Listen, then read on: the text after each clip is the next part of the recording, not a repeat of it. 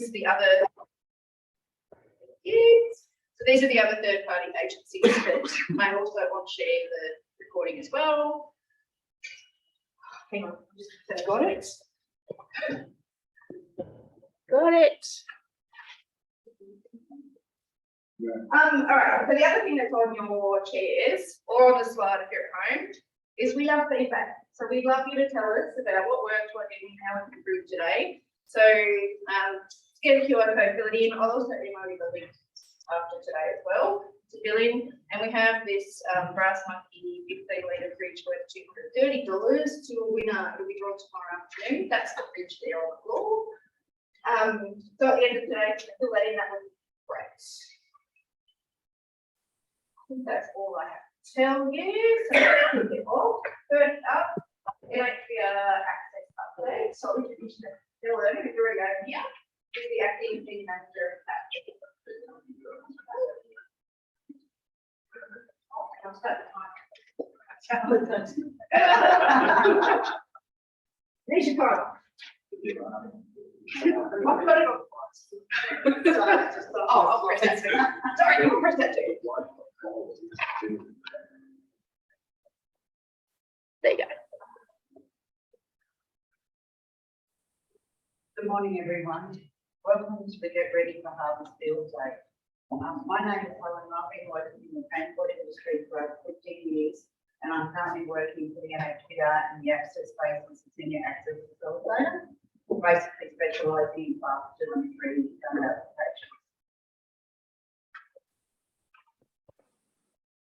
Today I'm going to be presenting a high-level overview of for access on the Class 1 Ag notice and the Class 3 Grain Mass Management Exception notice.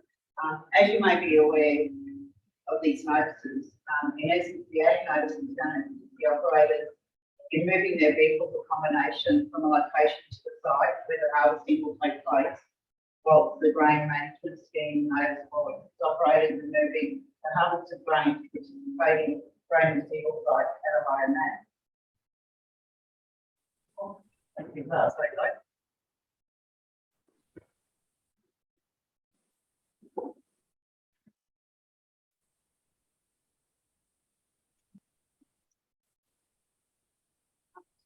The agricultural notice exempts heavy agricultural vehicles in combination from certain mass dimension and vehicle standards designated agricultural vehicle zones. This notice is to be used in conjunction with the operator's guide, the maps, and also it's not a requirement for this notice to be carried with the vehicle. The operator's guide and zone maps are live documents, and it's important that you review the guide and the zone map for any updates or network conditions on a regular basis. Eligibility of vehicles in this notice is based on access to the approved designated agricultural zones, and these zones, as I said before, have different dimensions, mass, and conditions for access.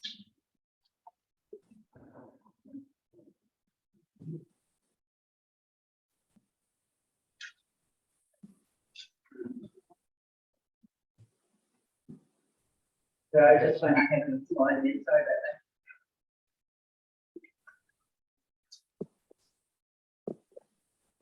Now I'm going to talk about the operator's guide. This is broken down into a user-friendly notice that gives an overview of the notice and also gives you the conditions, resources, and maps, etc.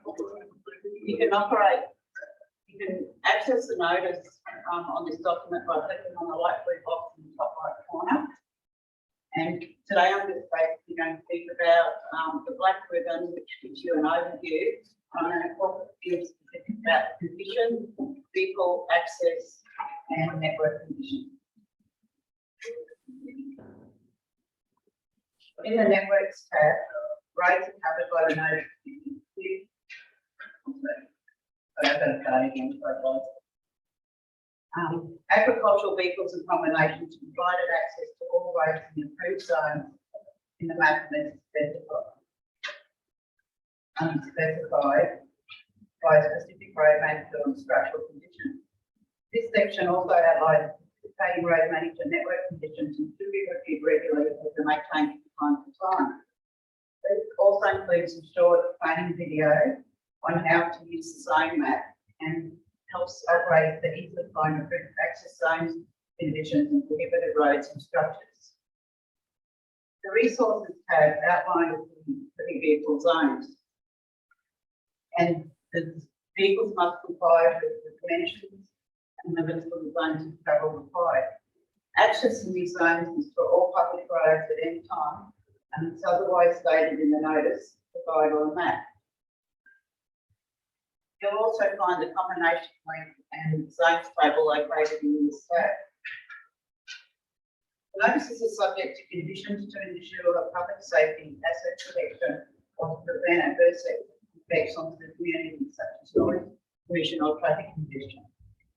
The conditions in this tab are broken down into the national convention and national requirements, other national conditions, and this also includes the pilot and escort conditions, specific state and council conditions, a section on warning sign, and also on registration and licence. A useful tip for reviewing these conditions is to review the national convention and national requirements sections first, then all other national conditions, which includes the pilot and escort conditions. Then consider the specific council conditions related to this notice.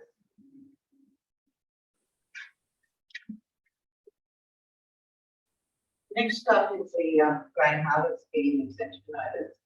This scheme exempts from state prescribed national requirements and operates in conjunction with the New South Wales Grain Management Scheme. A copy of this notice must be carried in the vehicle, and the operator can provide a legible electronic version of the notice. This notice applies to areas eligible to participate in grain receivers, subject to compliance with any of the conditions applicable to the area route as set out in the Grain Harvest Management Scheme. Operating under the scheme, eligible vehicles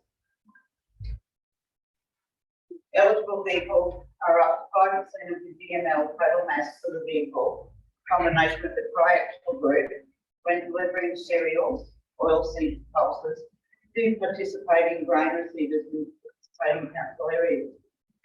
This notice also provides tables showing the total mass and actual groups, and then you can view the areas noted before grain receivers along with the conditions. I've got an example of the map up here. This example shows the participating councils and approved grain receivers along with the approved state New South Wales roads. So this map here is showing of outline 4. So in the green, that's showing that's an approved participating council. In the pink shaded area, they're participating, but they do have conditions. What zone is, say, Fordville Park in there? Oh, Fordville Park, I just put this, What zone? Is it in one? zone 3. Zone 3. That's a good start.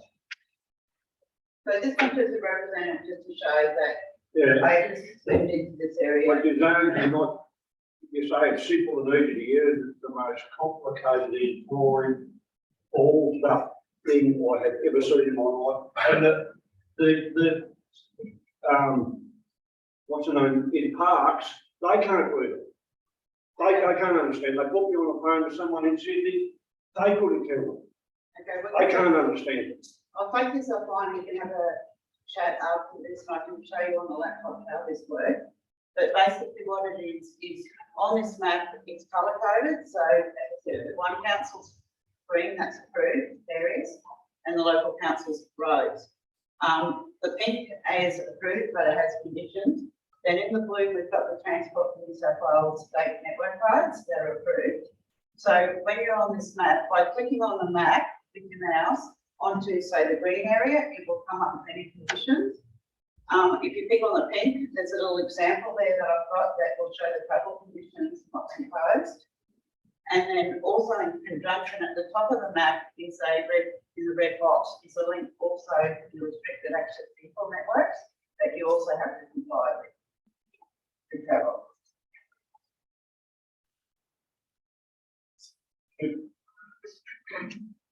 So I'm more than welcome afterwards to, we can go on a laptop and I can show you how to use the maps. The next, what I want to think about is, if you're going to use this particular combination, which is prime mover or rigid truck, carrying a header, towing a tongue trailer, this is by permit only. This is not covered under the ag notice. In New South Wales, this combination has to be up to 30 metres in length, and width and height can be up over 4 metres. The tongue trailer does not have to be registered. So this, if you're using this combination, you'll need to apply to the NHBR for a Class 3 permit. And when you're applying for the permit, you'll need to, first off, your first application would need to be requesting the zones 3 and 5. So that will give you general access there. Then after that, if you require, that's the state road, sorry. And then after that, if you require access to local council roads, you'll need to submit a separate application requesting road access, for example, Gubbo or Parks or Forks Council. So, with this permit, which yes. we have one. Yeah. When just to tow a cone trailer on its own with the same unit without the machine on the back, is that still part of the same? That's permit, or is it part of separate? class, comes under your Class 1 ag notice. So we don't have to have a separate permit to do that. No, well, you may not need a permit because if you comply with the Class 1 notice, like, and the zone and the roads you acquire, you may not need the notice. If you check your network maps and where you're travelling isn't on the notice, you will then have to apply for a permit, which will be a Class 1 agricultural notice permit. But for this combination, because it's carrying the harvester on the, it's a load carrying, so therefore it's not defined under the ag notice, so you will have to have a separate permit. Yeah, so if I take, say I want to take the cone somewhere, but I don't need to take the header, I can hook that up and take it. Yeah, so under if you the don't, same notice. yeah, so if you remove the harvester off the back of the truck with the prime mover, Yeah. then you would fall under the Class 1 notice. What speed are you allowed to travel given that the private rail is not ready? It's only conditionally registered, it doesn't need any registration. You have to meet the road safety rule for that.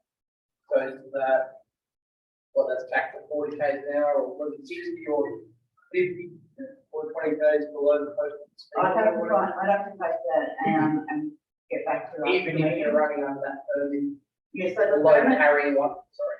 yeah, so under that permit, it would just be stating that this is the combination length. It would have the details of your length, width and height. Also, it would give the road manager that if he was to restrict it for a certain speed limit, which would impose that as a condition on the permit to be allowed. Yeah, so the permit doesn't override the fact that registration conditions say X. I would have to find out that for you after the. Yeah, or alternatively, if you didn't want to request for the zone and you're just doing a one single route, apply for a single route application for this combination. We just wanted to raise this because we've had a lot of people not realising that they do need a permit for the combination type. So to help with harvest season coming up, the earlier we can get this particular application, the better it will be. Also, when you are submitting this application, if you can provide a photo of the combination, it does assist when processing this application.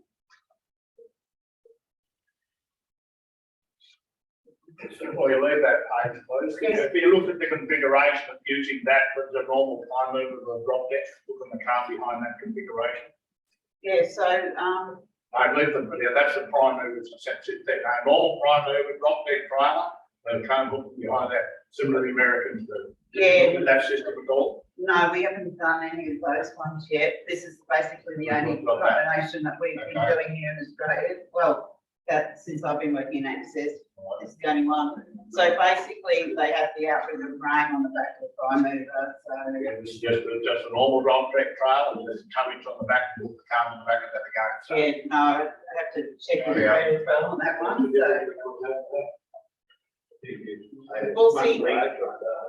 Well, see, that one's a prime mover, and normally a prime mover doesn't have a load on the back of it. So this prime mover's actually got a as I said, an outrigger frame built onto it. Well, most of low loaders got that anyway. I mean, Yeah, but I'm just if you're saying, going to put the header on a low loader, it's got that. It's that. this is a totally different. If you're in a low loader, like I'm sort of about, And the hitch is behind, different. it becomes a road trailer, Yeah, which then means the rear trailer, which has got the cone on it, and I think I'm right, someone will correct me, it's got to conform with normal registration, brakes, everything else. That's where we're at the moment. yeah, and this one's only finishing because the trailer is not compliant basically, so we just have to have a permit for this configuration.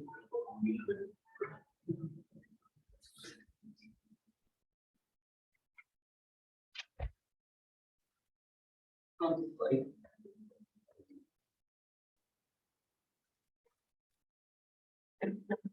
Yeah, sorry, when you go just back to agricultural combination, had a picture of a tractor with a spreader on it. That one, see on the right hand picture as we're looking at it, that combination, agricultural combination there, right? Class 1 agricultural Yes. combination, correct? Yes, Zone 3, well, it depends. and in zone 3, right? That combination or similar has to be the same classification I want to call that tractor with a plough behind it, the class to 3 meters, right? So the plough is not as wide as the tractor. The tractor's about 4 meters because of the dual.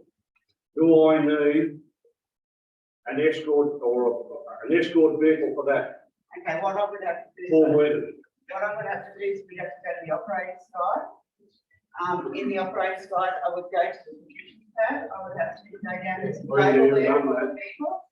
And in that, you select your vehicle, it will tell you the dimensions, and then it will give you the condition. Tells me the dimensions and everything, but it doesn't say whether I need an escort Well, it vehicle. does, It really does, right. there is in there, I'll show you later, I'll show you the document, I can show you in the document. Great, you could. Where it states, like you say, whether you do one file, escort, etc. So it's all. What width do I need before I know that? So after, depending on your vehicle, after, if it exceeds a certain dimension, then you will need, escort.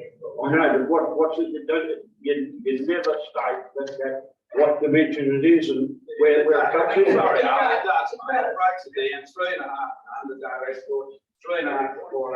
It's got to really. Let's take it offline, on it, so we don't get that problem, just wait a minute,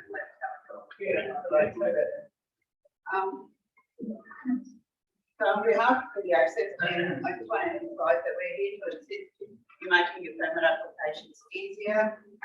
If you've got any issues, you can contact us at NHBR for our contact centre or email at info@NHBR. I'll also be available after the morning tea this morning to take any further questions. Thank you for your time. Thanks, Helen.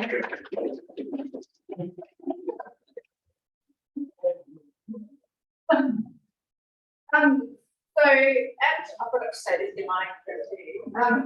At 10:30, when we sort of wrap this bit up, and we get outside, all the speakers will be around to answer any of those questions that you've got. So we've got some other NHBR people in the room as well. So things up with that. I know some of you good to see some faces again, familiar faces, for real, instead of on a computer, it's fantastic, yeah. So I'm the stakeholder lead for the NHBR for New South Wales, so I've got like a middleman between people like myself and our people areas. We've got some of the compliance guys as well. You know, they just wear a different shirt for the week when you last saw it, that's all. Yeah. So you're going to talk about that? I think Robbie is going to talk about that, Robbie Wilson later on. Yeah, I'll make sure he comes in. So definitely go and see those guys. Was about the now Kieran, that's on the line as well, wanted to answer the question about the grade multi management scheme from earlier. So Kieran, I might throw to you. Kieran's for a long break. Oh, thank you, Bill. Yeah, I'll talk a little bit to it in the slides that we've got. It sounded like there was a problem though with staff training at our park site and understanding of the mass limit. Is that what the question was? Was your question about is there misunderstanding of style of that? Three. No. Answer it anyway. Oh, that's it. I know, yeah, we've had some problems at parks, that's all, with some different combinations. So that's what I thought it might have been. But if no issues, then let's move on. Let's move on to, to Brett. So Brett's got me as well, it's an update from Brett Branch about what's happening. So Brett's our new senior road, and then the trucking access, something, I'll do that.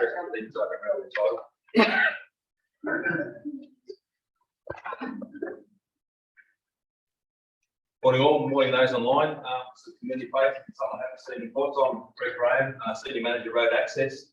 I'm in Transport New South Wales Freight Branch. So pretty much my team looks after every vehicles and the access on our New South Wales state roads. So a lot of this you would have seen in recent times. So I know we're not necessarily on time, but we're not sort of running too late. So I'll lean over this stuff and get some questions. So just on those, I won't read through those, but just got some notes here. The grain freight carts want to optimise the use of the high road and vehicle across the road in New South Wales. As you can see from those figures, those numbers, the freight carts are big and is driven by communities and critical for our communities. It is vital to supporting economic activity and also direct the New South Wales economy. While these figures are drawn for the New South Wales freight reports planning, yet to be adjusted to incorporate the new figures, the headline remains the same, that we are still anticipating significant growth in freight in New South Wales in the future. And I know we've got to run it and now we're going to get a third half second. So it's phenomenal what we're sort of seeing in freight carts. So Farmgate, a lot of you would be aware of Farmgate Access. It's now operational, it's up and running. Farmgate Access is a joint New South Wales government NHPR through freight productivity, making first and last mile journeys in Farmgate. Enable safe and legal access for high-priority vehicles travelling low volume council roads. DA's been doing low volume council roads. Benefiting local farmers, businesses, and state councils and communities. New South Wales government is committed to supporting local government to achieve the shared goal of every vehicle access and service.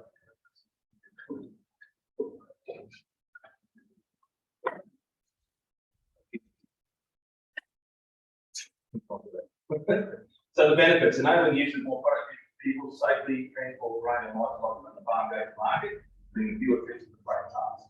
I know that's come up in the last 12, 18 months, particularly through COVID, we've had high prices of vehicles on the network. Reducing red tape for farmers and transport operators by reducing the need for access permits, so they're not only important maps, don't need to get the permit. Opening up more than 10,000 kilometres of local roads in the Australian Council area during the pilot period. So like I said, it's the Ministry of Councils operating.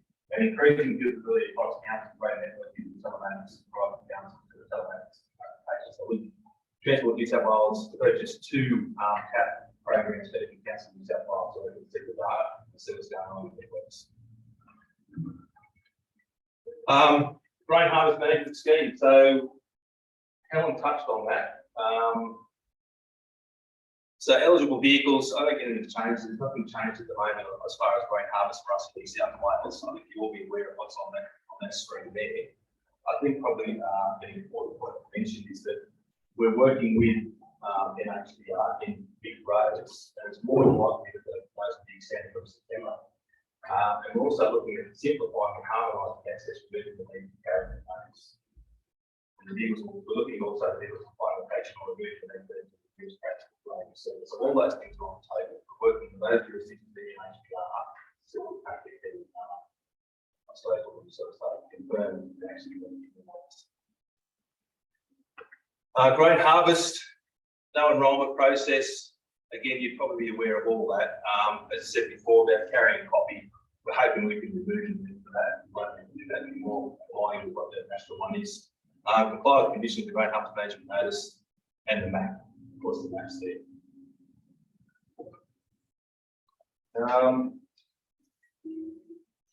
So the future, the telematics, the TAP program, we said it's all about data. We get a lot of questions about any commodity moving in New South Wales. What's moving, where's it going, what's moving, where's it gone? Which we don't. So we're starting to go to more data-driven technology, so we can actually build a future for our networks and understand what's going on with the freight movement. So a couple of things mentioned there, machine learning. There was a big little stopped in Newcastle, worked on a big speed camera. So there's got solar panels on and everything else. It's just there. It's a machine learning camera. It's literally like it's AI. It'll just start filming the vehicles going across, and people like me, we've got to sit there and sort of say what the vehicle is and have time to hit learn so we can actually see what's going on. It's not for enforcement, it's not for compliance, it's for us to understand what's going on in the car. So we're starting to put those out a little bit more. Automated number plate recognition, the same sort of thing. Rail level crossing tool and bridge assessment tool. So all these tools allow us. So when I started, it was 30 years I've been doing transport now, 10 years in freight. When I first started, we didn't even have a road frame. Everything was on the gazette. Those were very quick lists and it was very cumbersome. So with the maps now, we've been able to be more transparent, and with access now with these telematics and all this sort of technology, we can open up the network even more because we've got assurance that the vehicle is doing what it is doing, what it's supposed to be doing. And for any of those that might don't want to be highlight machine bridge, that's been restricted to 68.5 tonne HMOV for many, many years. In recent times, with the machine learning and bridge monitoring devices and whatever else, we can put it over 1,100 because we've got the assurance that government is not like that. So it's people will say, oh my God, it's big brother, I'll go straight to that. But if you look at the glass half full, it helps us, it helps council, it helps communities know what's going on. And then we can be a little bit more strategic in what's operating on our network, where to spend our funds, what roads we do first. And most importantly, I know they use this in Queensland on some of their networks. And they found out that when you do a bridge or do the mass loading, they call live load pack because they think there's going to be more than one vehicle on the bridge. In this particular area, there was one truck due to less than a blue moon, so they'll increase the mass out of the structure. So there's benefits in this as well. And of course, it's also a partnership with local government. I mean, they are partners for 280,000 kilometres of road, and most of them managed by local council. So we need to work with them to get critical in this aspect.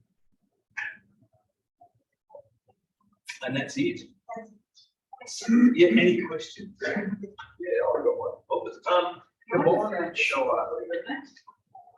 Combined shower has put on a lot of the bridges on a lot of the back farm roads recommended weights, which don't come anywhere near the compliance weights for normal road vehicles, for dry axles, bogies, that sort of thing. Now, what I've been told is that's enforceable, but the sign is only a white sign that says recommended. How can that be enforced? Is that them just covering their bums? What is it? I think it depends on, and you need to sort of talk to the person about that because we had a sort of bridge. So we have bridges on local roads as well, and we were uncertain what sign to put up that was actually enforced. So it really depends on what sign is how bridge, whether it's in it's just recommended what recommended. Yeah, it's certain you need that input what sign. Some might be right, some might be well, they put them everywhere, so it's basically no one can vote in to come over and get it. Yeah, it's probably within good reason. I mean, if they bring well the bridge to us, and no one will use it. So we've got to understand that. I've got lucky out for a quick half hour meeting, so I can sort of run, but I'll keep the rest of that. So that's all. Yeah, so I had a question. Yeah, Steve Lane on the D and Reports. Sitting here with Mr. Jane as our engineer. Partnership with local government is fine, and we're really keen to get productivity happening. But what we can't get to you guys is whether you're going to indemnify us for the farm gate access clearances of roads that are really not up to the standard. If the truck, $1 million rig tips over and steals the load, the insurance companies are searching for my sharks to try and avoid their liability and at us. You've got Ben out here from Parks as well, and I'm sure Ben's in a similar situation. The same sort of question. So if you indemnify us, we're happy to come on. I'm probably not in the same way as that, but ultimately, heavy vehicle national law comes after us. Road managers on the road managers in New South Wales. I'm responsible for roads and conditions, reasons, defined conditions, or whatever for any road that we manage. Counts to them the same way. So. As a road manager, we're responsible for it. Road not suitable, or depending on the circumstances, we apply a risk approach. So for us, how many vehicles, what's the road, what's the AADT, what's the task? So we apply that in a risk approach, and it might be suitable for a freight task, 10 vehicles a day, but for the likes of vehicles that want to use it once or twice a week, we could say yes, and put conditions on it. So it really is cost. Yeah, Just talk about two slow holding roads are usually practice roads. And that's just by the nature of what they are, they don't get much traffic. We put area that mostly highway, so that's why we look at this. And just with the oversee more aware of the restriction on budgets for the roads, and usually it's those slow holding roads, the last one to get everyone. And I doubt there's a person in the room here now that would say that all of our roads are really good at the moment. Yeah, no, we've had problems plus and we're better. And we always argue that farmers have been able to get all their crops in this year because it's too wet. But we're the same with most having roads. We try to be much better to make things worse. And it only takes one or two big vehicles coming down a wedge, narrow, low road.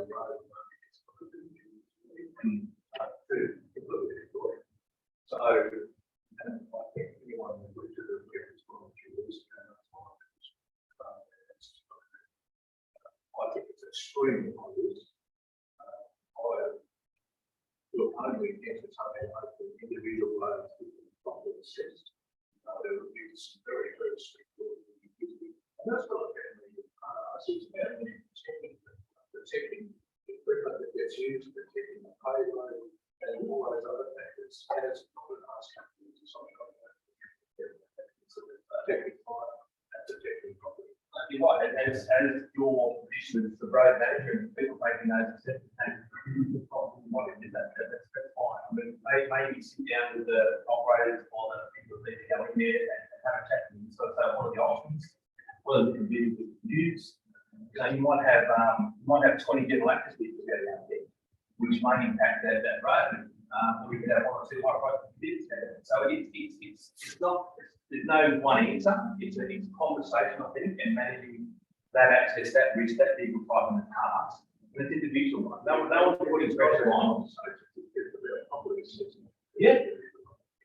And just to get on with this story, question about the loading of bridges, are there laws? Yeah. And that is because the councils in our area actually put a project that says the number of bridges to see what they could take. And there's a very famous case that actually changed the entire law across New South Wales. And that was the road in Central Council case. And it was actually concrete, right? It went over one of those bridges that had a lot of line.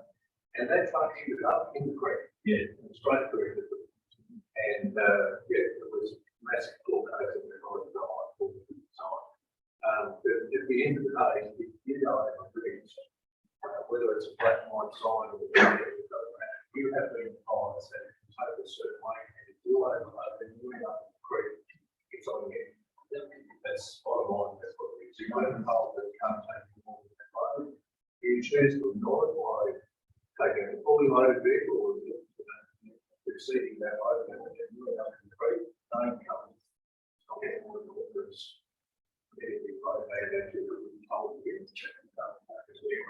Because there's a number of bridges in this side. Even though we've replaced 7 systems bridge last year, we've got 3 new systems financial year, we're looking to replace it. And we're working our way through them. We've got all these holes that portfolio is the and steel solid and work on it as well. The system control. Everything. Yeah, that's it. And we're facing a problem with the state government that they won't recognise these what's called composite bridges, which is the steel timber one, under the timber bridge replacement program. We're being knocked back for Australia's business economy to replace it because it's not substantial. So we'll be trying to reach out to get funding to remold around and start using policy, and so that they can take HML and do this we would really love to expand it and work out the boosts currently available. But it's all take time and we have to do it properly on West Coast approach. Yes. So it's not about conversation, it's about doing this. And we would like to say the other thing, a proper solution where we can actually offer this because we'd rather we having a lot of other things staff and as much as we're well intentioned wanted to expand our network, we're really struggling with getting houses in the same. Sorry, it's on that. The recommended time on the bridges, is that early enough for action group? Or for what? Because obviously depending on the combinations, different access spacing, what's actually on the bridge is going to change. It's actually. And is there a date for the site? Yeah, because small span bridges, it's usually on the actual route. Yeah. But the bigger span bridges is on the whole, because when you think, if you've got a 36 ton moving motor, and you've got 10 meter span. Yeah, right.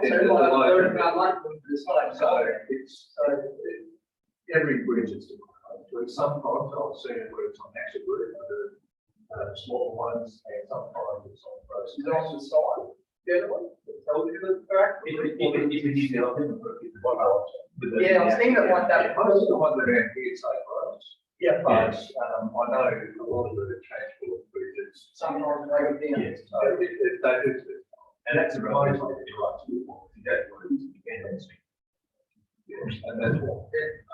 I just want to know what we can do about it, because so many bridges we're talking about. In that time, the world's population has actually doubled, you know, and combine harvesters, you know, 4 or 5 times what it was back in those days. And a lot of these roads that we use today, you know, we look back in the 60s.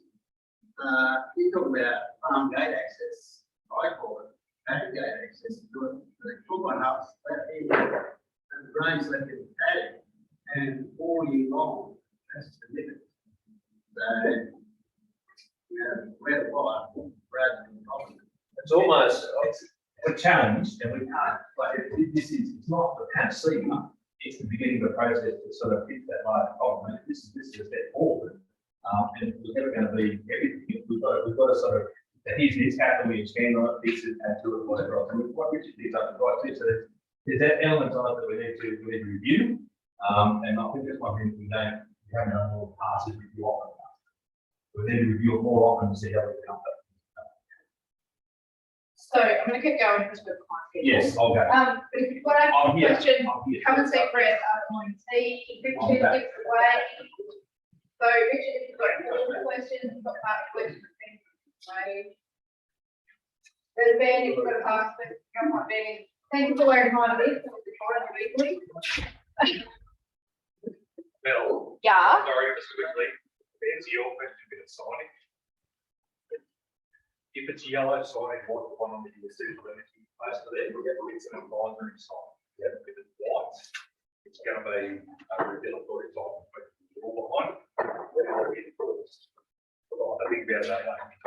Obviously, stop on red, but white sign, it relates to yellow sign. So even though the wording. Well, the wording is on a white sign, say it's a bridge load limit of 10 ton, that's the rule. Even though the wording now says recommended, but it actually says recommended. Where's the sign? They're right throughout. It's only you and no one knew you about. Let's chat to Marty afterwards. I want to keep going because we are 10 minutes behind schedule. We want to get out here on time. Let's move on. So, Kieran, you're next up. I can drive your slides if you like. Could I steer, Mel, please? I've added a couple of extras. Oh, okay. You can steer. Yeah, you can share. Do I have to stop sharing?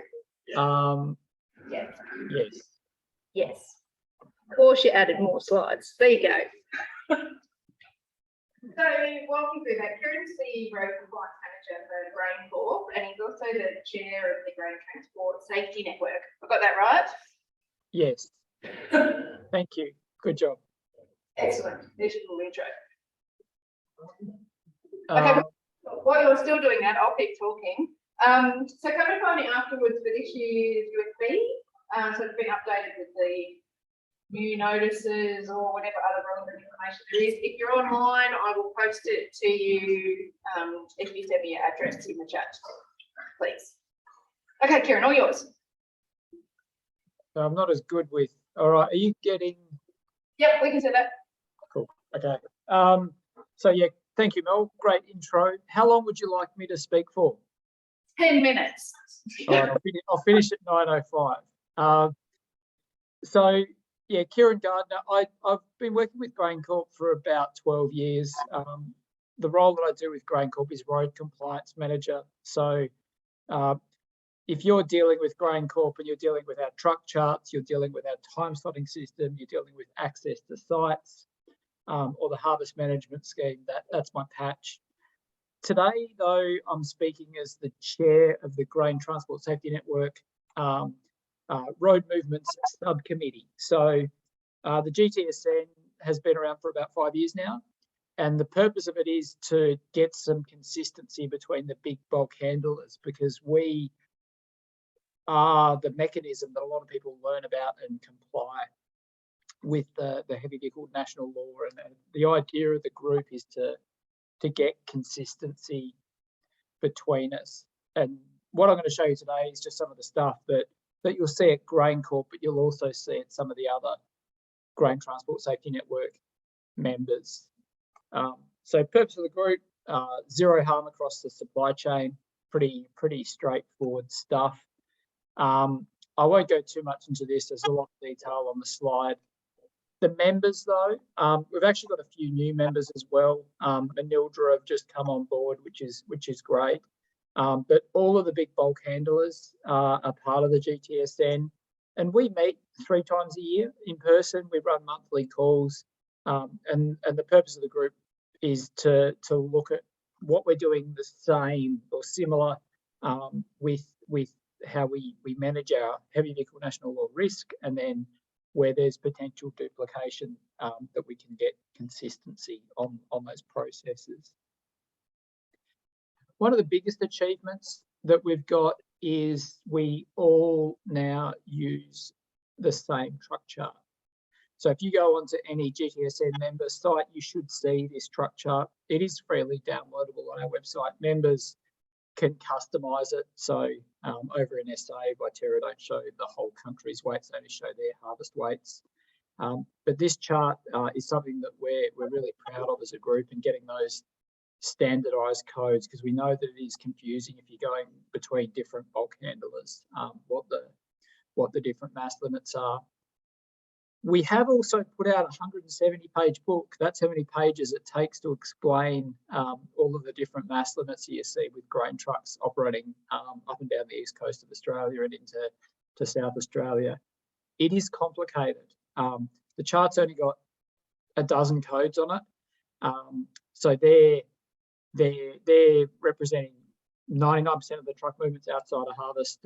During harvest is about 96. So the dozen codes are pretty common. During harvest, though, we see a lot of other wacky and wonderful combinations, and there's just a lot of technical information as well about the different mass limits that operate in the different state. Even across those dozen codes, you can see how many columns we're having to use, though, to describe the different mass limits, and the 15-odd footnotes that help just dig into some of the different things and different mass limits that we're dealing with, and what we're doing. A real strength of the GTSN is we are a single point of contact, though, for the regulators about policy. So the GTSN regularly meets with the state and the NHVR about what we're doing with the harvest management scheme and how we can make it work moving forward into the future, to potentially have a national harvest management scheme and get more consistency there. So it makes it better for the regulators, and it's better for us as well, because we're all in the room together and we're trying to have a consistent approach on how we manage the grain task and minimise the underloading that we get with the grain harvest task. A lot of people think about the harvest management scheme as an overloading scheme. It's not. It's a scheme to allow trucks to load closer to the mass limit. And the way that it does that is it gives a tolerance above the mass limit, the general mass limit, to allow that to happen. The vast majority of trucks, though, during harvest are underloading. You can see that data in the New South Wales harvest report if you go digging around for that. Brett, I don't know if Brett's still in the room, but Brett, I nicked your slide. I think it's appropriate to talk just in this area about the different kinds of trucks that we see and how the harvest management scheme works. And this is actually a cracking slide. So on the right-hand side here, you've got a Quinn dog. They don't get a harvest mass limit. PBS truck can only operate under the PBS 2A network under the truck and dog PBS notice. Pretty complicated, pretty rare. I was a bit surprised to see it in there because you don't really see too many of them running around. But that's a particular truck that doesn't get a harvest concession. Running behind that though, two common 9-axle B doubles. They of course do get the GML plus 5% mass limit, and then if they have NHVS mass, they get another 0.8 of a tonne on top of that. So this is the dynamic that we're grappling with as an industry, where we've got all these different combinations and just trying to train the different staff that we have on how these things work. GrainCorp last harvest hired over 800 casual weighbridge operators. So we have to explain to them the difference between all these different trucks, which on that picture, if you don't know much about trucks, they look pretty similar. Something that's quite exciting, this is a strategic initiative and not quite sure exactly how it's going to land, but pretty much everyone's got a mobile phone now in their pocket, a smartphone, and phones create a big opportunity for the GTSN to help automate that training process with our staff, where truck drivers would be able to go through a wizard. We're working very closely with the NHVR to try and get API data feeds to populate as much of this data as possible, and then have that data be communicated either with QR code, or it might be visually through the screen, or it could be through the mobile phone network with GTSN members to help streamline that process. The interaction between truck drivers and Grain Transport Safety Network member weighbridge operators, particularly during harvest, is a point of tension. We want to accurately identify the mass limit.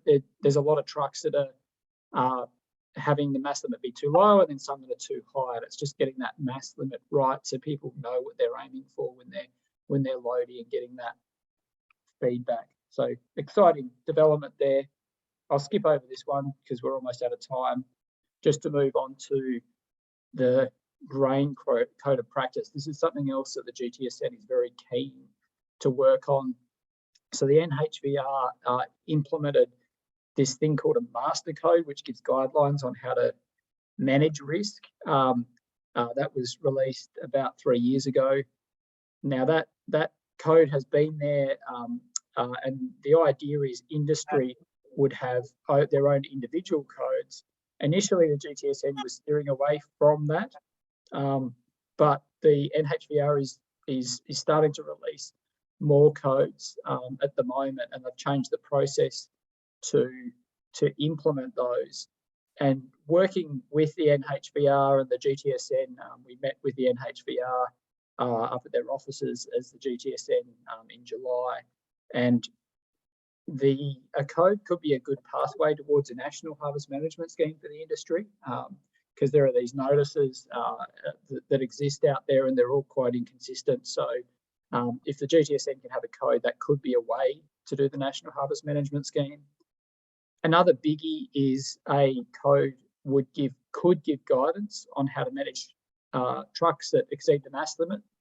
That's fairly standardised between the GTSN, but if we put it in a code, that would give a minimum target that people could help the different operators that are out there dealing with trucks. What should happen when that truck exceeds the mass limit, because it will happen during harvest due to the nature of the task. The third point that could sit in the grain code is how to manage axle groups. Heavy vehicle national law, when you read it, says you need to know the gross combination and the axle group mass limit, and the grain industry measures total combination mass where you don't have weigh bridges anywhere to manage axle groups. There's ways to manage axle groups in that situation. Most trucks outside of harvest have NHVAS mass and they have systems and processes, but that's something else that could exist within a standard on how it would be done with the grain within a grain code of practice, because I don't think we're in a position as an industry to bin all our trailers and have baffles in them to manage axle groups and all those different sorts of things. That's it for me, Mel. Bang on time. Yes, you did it right on time. The time has just gone off. Brilliant.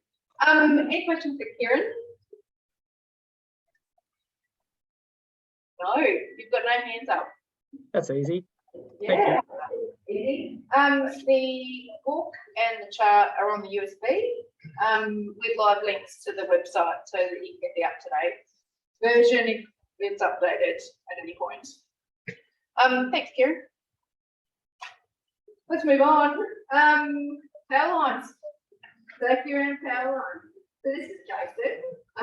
He's the public and operations safety specialist for Essential Energy, and I will just. Sorry, I feel like I'm rude standing in. Sorry, Kieran, we'll get the slides. I'll screen share again. I don't know what that one.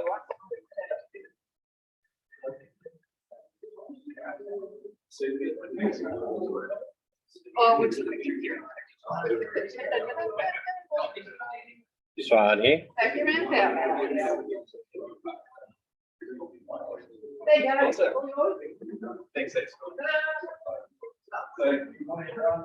Thanks, Ed, for going into the it's come along and talk something different. Now, I know we're talking about this vehicle directive, but hopefully over this 15 minutes, we can give you some knowledge. We've got James here, our local depot leader from Parks. So, just to make sure that you guys don't sort of take a bit of the ground and argue or something like that.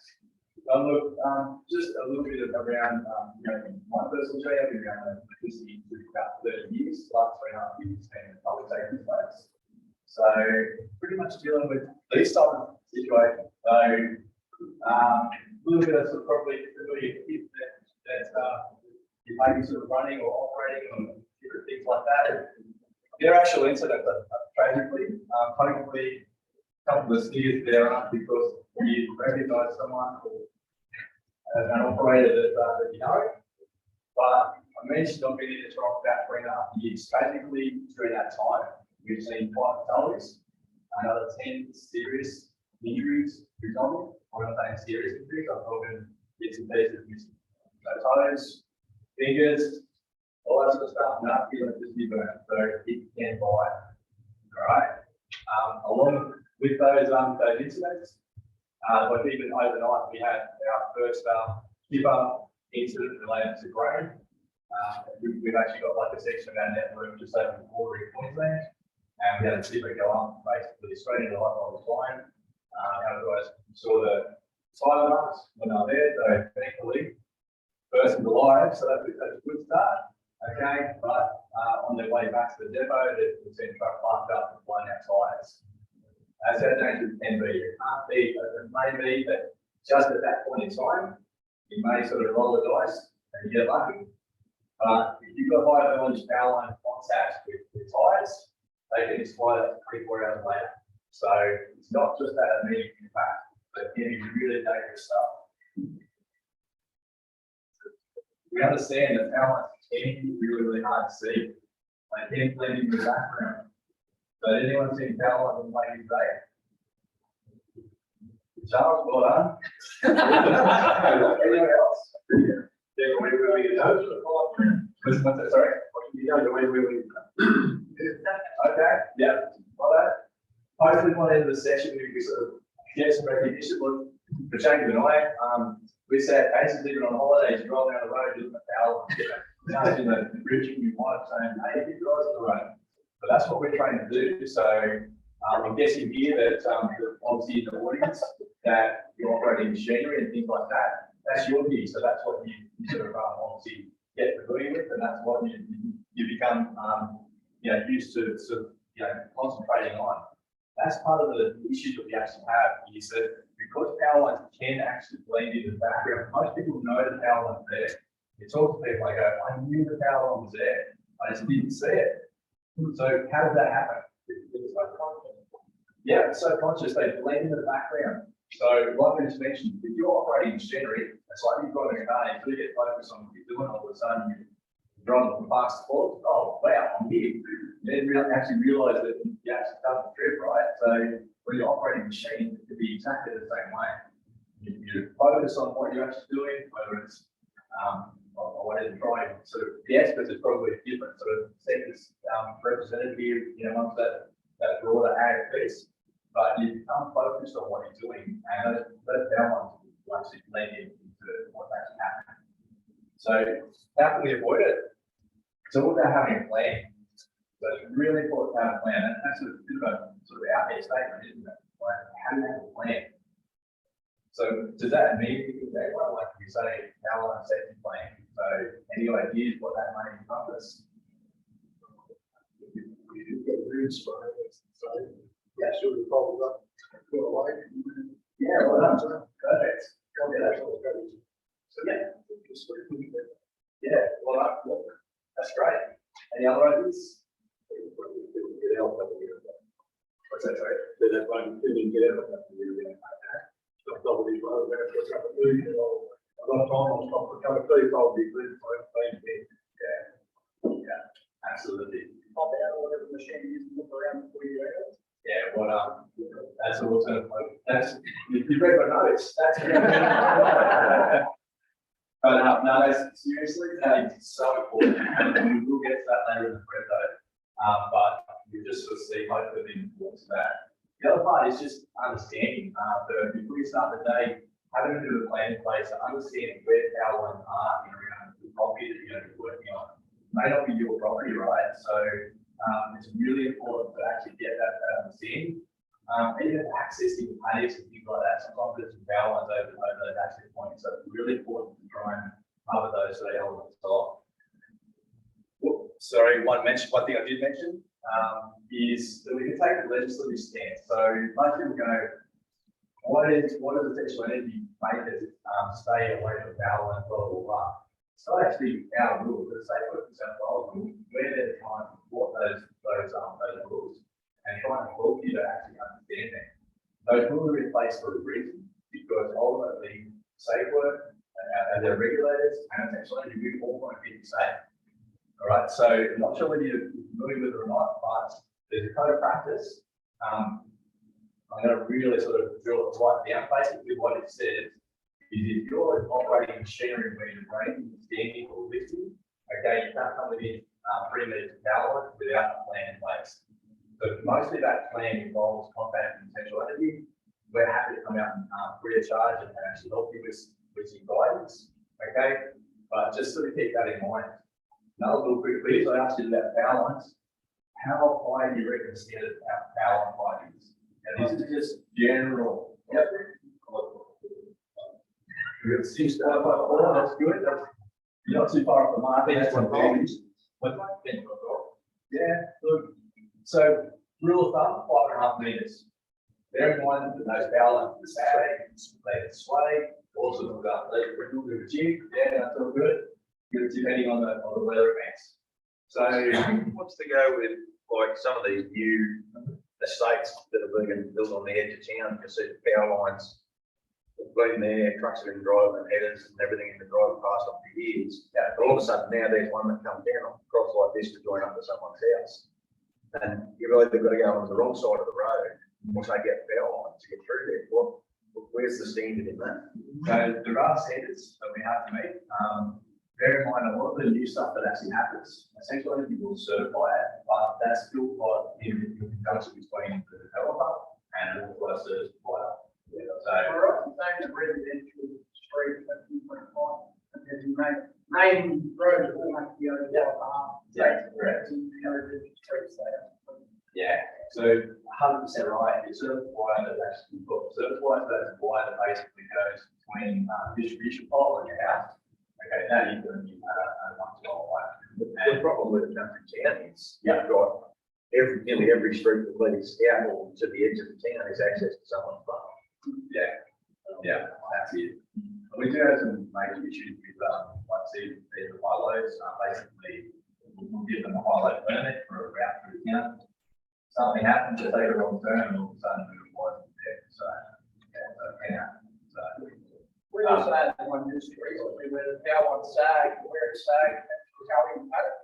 And so, yeah, it was 5.5 from the bottom of the gully, it stood up on the bank. So it happened that it came down right to the gully. Yeah. You had to get them come and measure it. Yeah, I was gonna say, look, if you do spot anything, well, as part of those checks hopefully that we're doing, and we're sort of trying to quiz you up onto, please call them out, don't sort of just try and sort of go, oh geez, let's have a crack and see how we go. You'd much rather come out and measure the height of the conductor, or the power line, sorry, before you go anywhere near it. And it is all free, even if you're wrong. Absolutely.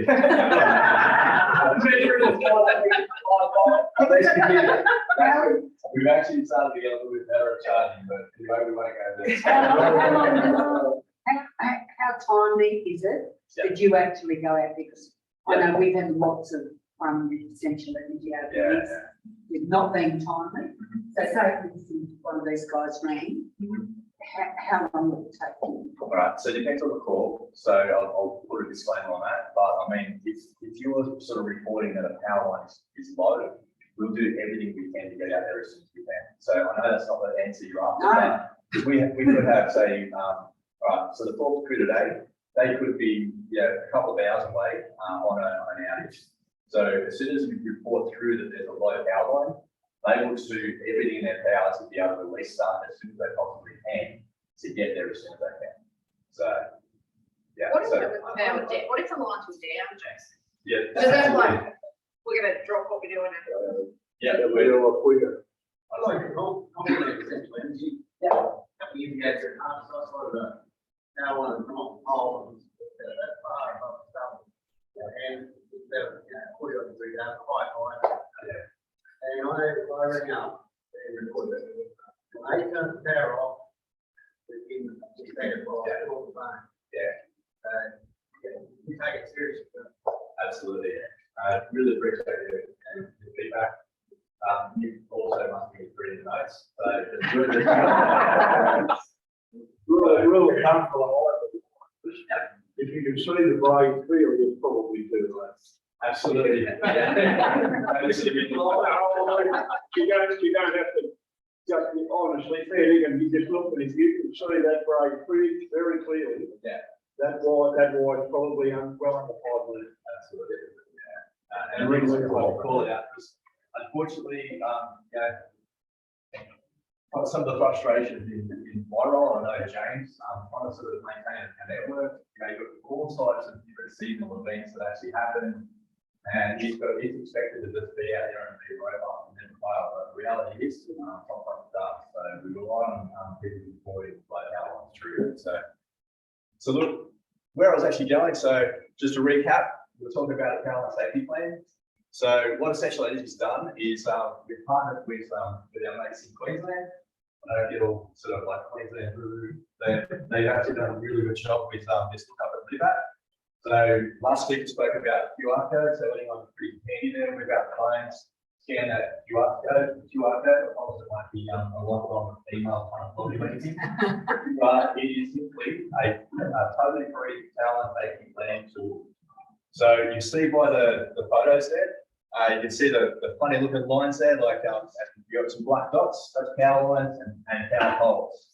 So doesn't matter what type of industry you're in, like I mentioned before, I understand that you're going to be traveling around from farm to farm, it could be your own property, Okay, this tool is going to allow you to be able to induct people onto your own property, or if you're going to a property as a contractor, even from a council perspective, it's just the best tool in enabling you to be able to actually support plan for where the power lines are.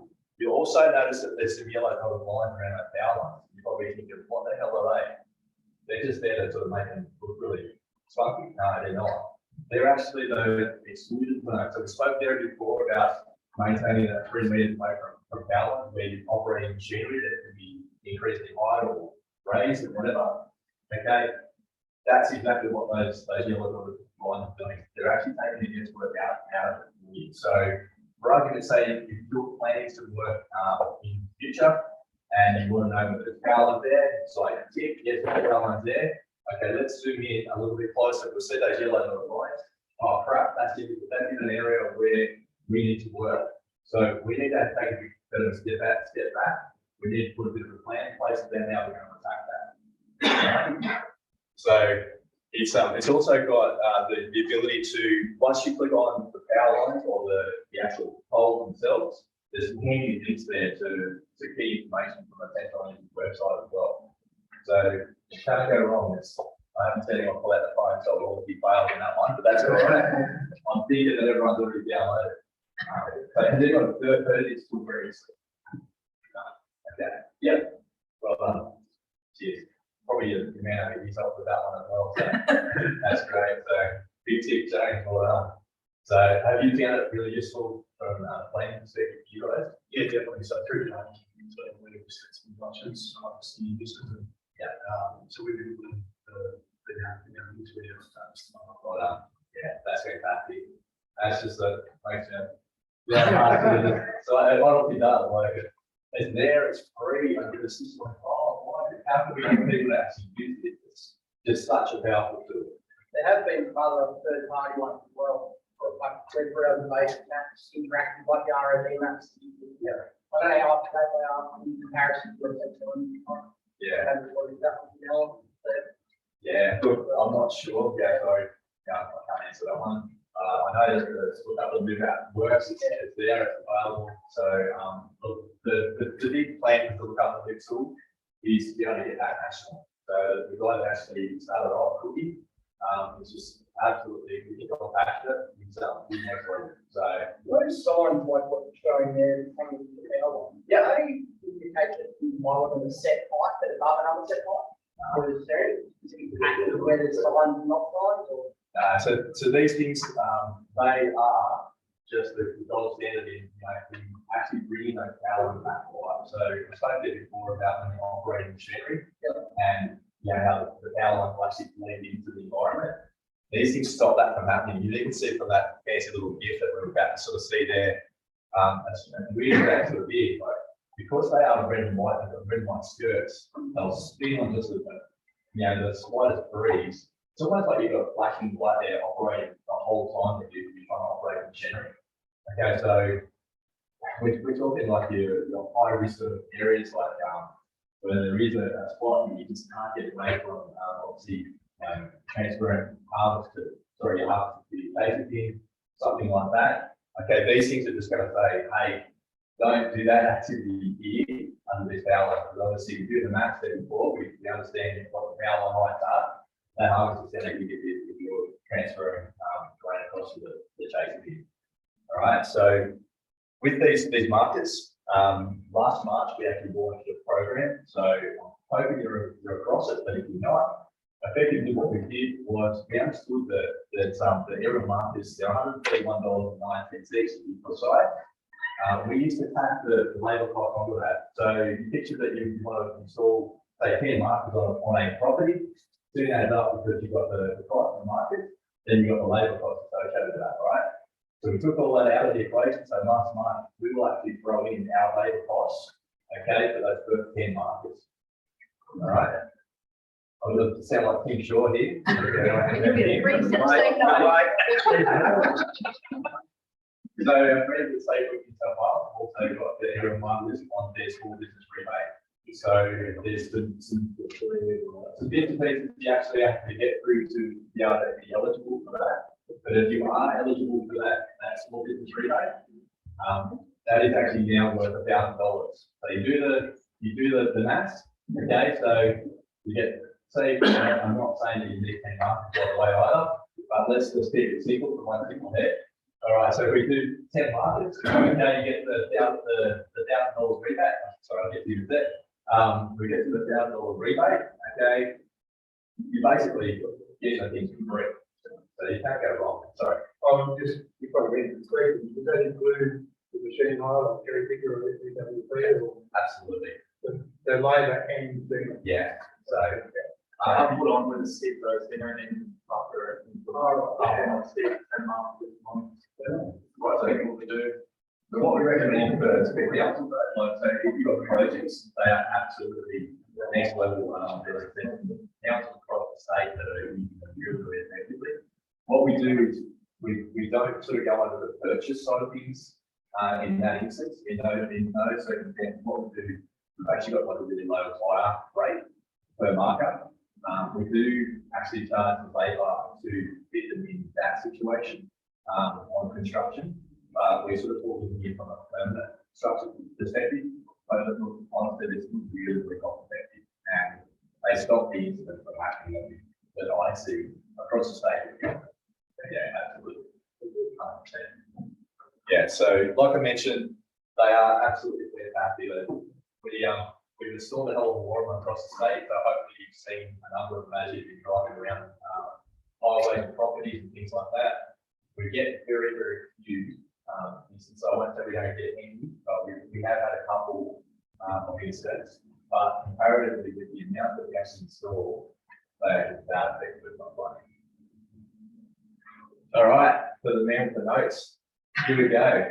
All right, so hopefully you don't have to use a slide, right? But if things do go wrong and something does happen where you've got machinery tangled up in power lines, does anyone know what the steps are?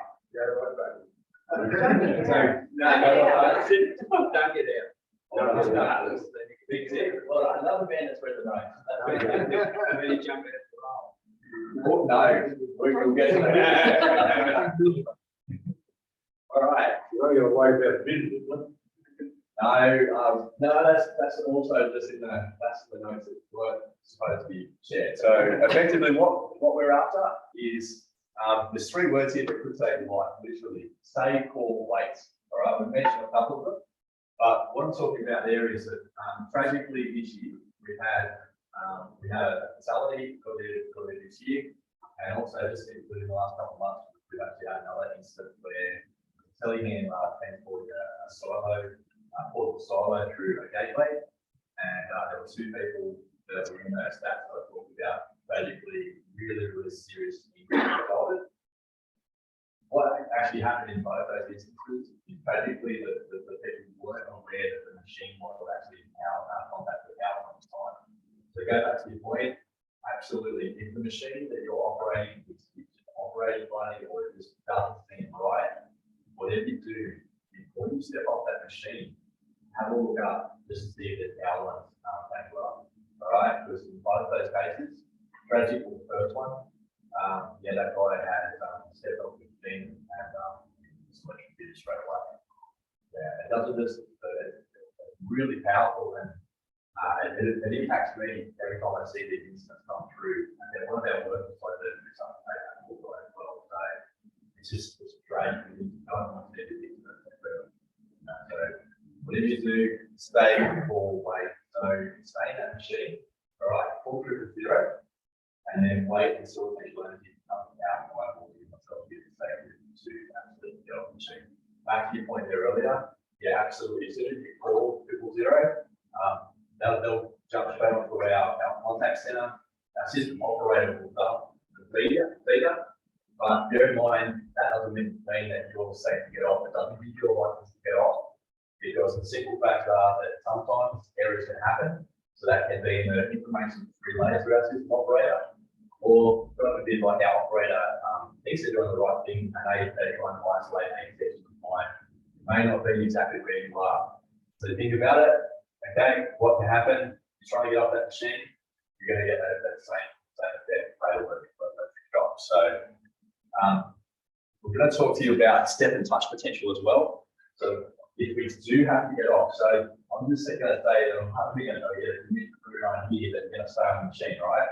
If it's on fire, yeah, absolutely, you've got to get off, right? So I'm just about to teach you how to actually get off the machine. So basically, when you actually starting to try and sort of get down the steps to exit the machine, you need to jump clear. You need to keep your balance, because if you start to actually overbalance and you actually have your legs way apart, what's going to happen is down the bottom of that slide, you'll see the rings there. It's a little bit like dropping a pebble into a pond. You get that ripple effect. So if you're going to fall a power line, that's over a gate on the ground or in contact with a machine, okay, it's actually emitting energy. So think about those ripples. If you try to hightail it, between these legs, I put out 1,000 volts difference. All right, what's going to happen to that 1,000 volts?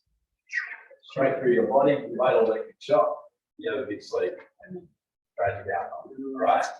So whatever you do, jump clear, hands and feet together, and just shuffling away for at least 8 meters. Don't try and go back and close the door of the machine. That's what you put going quiet there. Okay, so stay, cool, wait. All right, those 3 words, please remember them. Hopefully you never in this sort of situation, but yeah, word of course, back, great point there when you sort of mentioned it before. Tragically, if the machine can contact with power lines, it may just sort of be operating funnily or weirdly. So in that instance, I spoke to you about that fatality earlier this year. Tragically, the guy had a fire blowout earlier in the day. Okay, when the incident occurred, it was a spray rig. That's exactly unfolded right now. It's a spray rig. Okay, electricity doesn't fit. It's actually emitted through the machine and it's blown the tire in. So the poor guy's going, oh, bloody hell, another blown tire. Not actually realising the machine is contact now. Right, it's just that important. Look up and live. Whoops, too far. All right. Finally, we've got on our website more free stuff. So yeah, picture again. So we've got fact sheets, we've got training videos, emergency response techniques we just talked through. Okay, more information about the Look Up and Live program. I've got their phone out about that, so you can jump on the website, check that out. Power line markers, there's more information about what I'm spoken through there, about the initiative and so forth.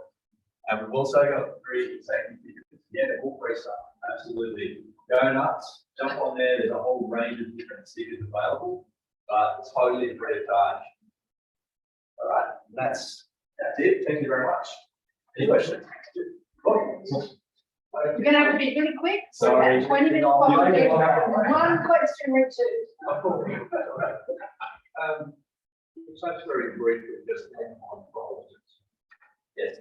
You want to explain? Yes. That way, thank you. That price converts up to 24 hours. Yeah, great point. Thank you very much.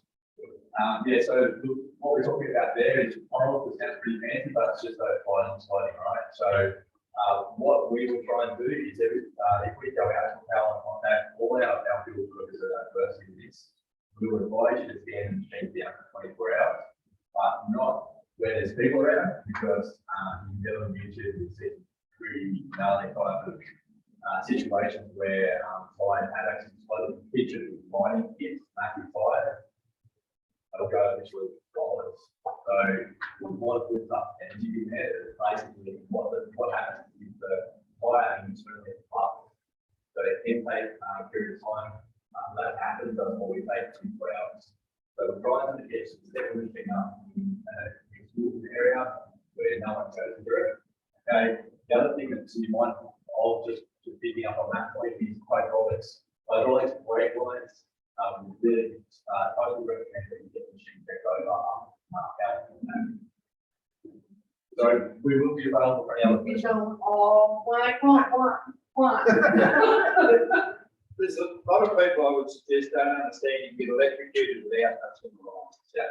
And that never gets mentioned in real life. I mean, we know you can drive in on that, but the difference is that it's quite a significant difference. They've only got a beanie in reverse and you get that. I don't think it's great point. Thank you. And that can be changed on the day as well. What the conditions we spoke to, had a conversation with Bella earlier about, you know, some of the environmental impacts of fire, you know, increased carbon in the area like that. Sorry. You get big off that. Thanks, everyone. Going through basic. Okay, all right, we'll go to the slide. We've still got 4 to get through before 10:30. Righto. Becky, you're next. So now from our fire safety, that was a good segue. What's that? It's great. Becky's from our local. Thank you. Thanks everyone. Just going to briefly touch on the green half side, and then you change to fire that time. We'll get to that. So you've all seen the magnet. You've all seen this. Cool. That's great. So it's just going to go through. You take an average of 10 minutes of your temperature and your humidity. You calculate it up. You get to your 31. Your wind speed is 31 or higher, you need to stop speed passing and recalculate and do it again later.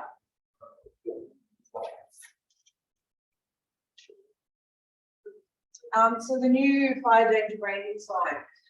As before, we had 6 categories. Out of the interest in the 2025, it came out that it was just a little bit too difficult to understand and read. So they've redone this and it's now into the 4 categories. This will affect the harvest a little bit. It used to come under the very high section. It now comes under high. So the calculations on the harvest side that do not change. It's just the category on the fire danger rating index that does change. Does everyone understand that? Great. So here they are in more explanation. So most fires can be controlled here. Fires are becoming dangerous. They will spread a lot quicker, and the catastrophic is most lives could be lost. Here's the number ratings to go with it. As you can see, the 40 now sits in the high for the harvest rating. I know I'm going really quickly through that, but outside, do have these all printed. We can go in more detail. Okay. You can do that outside. So preparation on farm, when you're doing your harvesting or fixing fences with guidance and things like that, make sure you have the appropriate water sources. So that's being prepared. Early prevention is the best. Depending on where your property is depending on where our fire truck is. It could be 5 minutes, it could be 30 minutes. 000 is best when you get it done first. The mobile firefighting equipment, depending on the planned activity that you're doing, whether it's harvesting or doing fences. If you do have the access to a fire appliance, let fire know immediately. That way they can get more appliances on the road to assist you. And if you do have the access to the fire appliance and you are using it, so they to stop your work, don't help something else.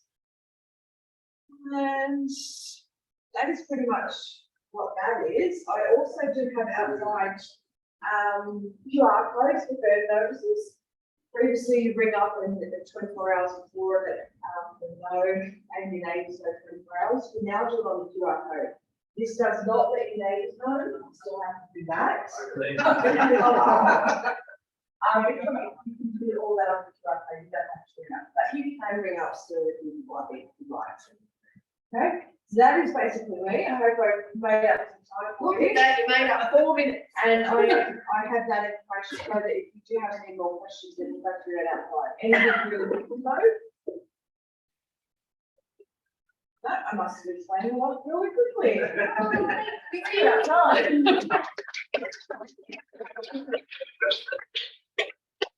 And the guide is on YouTube. Safe work, Greece. Well, one of our local inspectors. Jason talked all about you. Yeah, I know. Oh. Good. All right. So when everybody wanted free side, one of the second orange office, pretty small thing, and for inspectors and children and construction.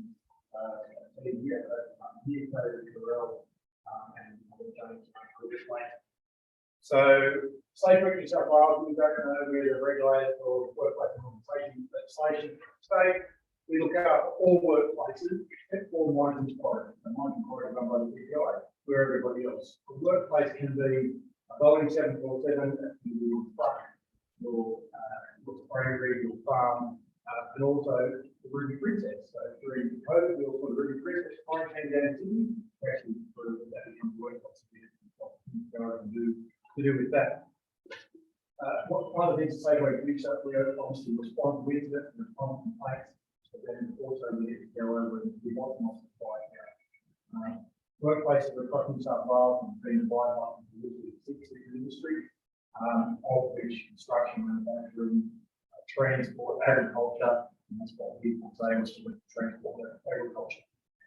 With transport, what we were doing is looking at all the industry, what we were doing is looking at what was killing people, seriously injury, putting steps in place to see if we can make sure that doesn't happen. Unfortunately, over 60 people every single year kill the workplaces, more than 100 across the state. With the transport sector plan, first thing we did was consult with the industry, have a look at those things that we want to go over. Loosely Safe Work look after transport when the wheel goes. When the truck's going down the road, we've got the RMS and supposed to do that. When the truck's getting filled, that's where we want to go over and have some involvement. We went to hundreds of workplaces across Sydney and New South Wales and looked at what was happening out there. One of the things we found was that the high risk areas were initially the loading and unloading on trucks. All this was a big issue for us. Coupling and uncoupling the trailers, and all generally other things like the things that carry on there as well, and the agriculture stuff. That was phase one. Phase two is live. It was coming up at the end of that. Phase two, we went over to businesses looking specifically at transport companies, looking at transport safety management plans, traffic management plans, where they load, unload their vehicles, and also for this. Stage three is for us is about so stage three for us is also looking at the agriculture sector. One of the things that we weren't expecting, and we've added a lot to it, is that it's up all the time. So last week I spoke with a family over at Yarn, who tried to be involved with the son, with a piece of recovery gear. So I'm applying further pattern, including what we're trying to fix a fall tractor. You know that the gear gets bogged out here all the time. So it's about what can we do to make sure that doesn't happen. So these are some of the things we do work with the industry. Part will be a notification, part will be putting out some steps about what we can make it happen again. And how we do that is through forums like this, also New South Wales farmers, and obviously with the field days, we're actually out again with our field days and events like this that can the COVID's not done. There's probably three main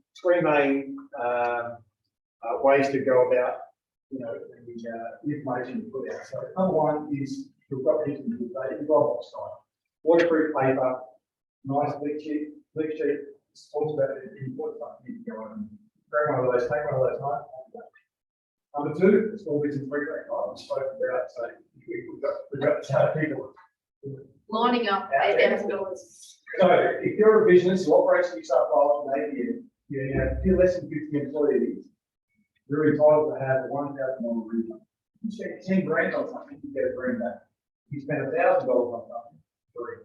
So those little visual indicators on the power lines, it works out that you actually prove like 10 million or much better. What we like to do is to have a look at your operation, have a look at the most dangerous thing you can manage to address that. Marijuana. And then number 3, obviously, the main priority is, so we'll be out back there today. You can always call 3250. We always do it. You can actually invite for these people to come to the workplace. You call a bit of a friend, stuff, just to work through workplace officer. Safety is like, there's people can look at it and go, oh, it's too big. We'll go over there at no charge. We get a logo and help you with that sort of stuff. You have a question, Dave? By the way,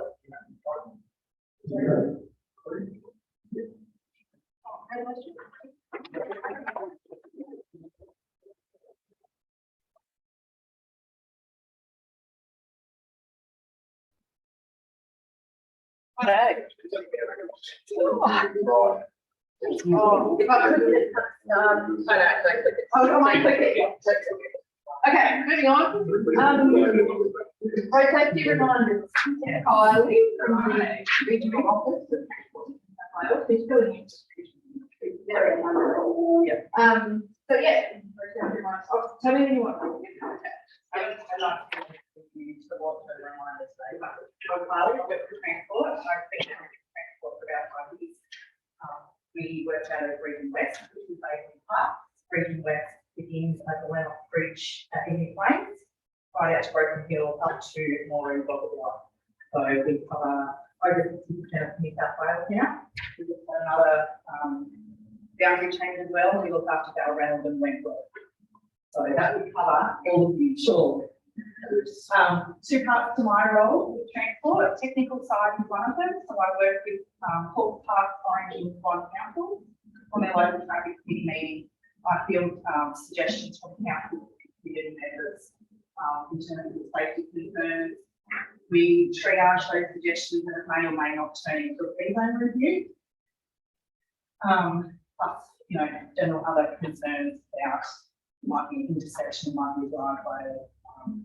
The second part of my role is behaviour. So I have 3 behaviour areas that I look after. One of them I'm going to talk about today. I'm going to cover what Trish was here to talk about, and that's fatigue. So thinking about harvest, what are some of the signs of fatigue? Real simple stuff. So how might you feel? Tired, irritable, snappy, cranky, don't hope there. All of the above. Your yawning, your concentration. Say that louder. Go on.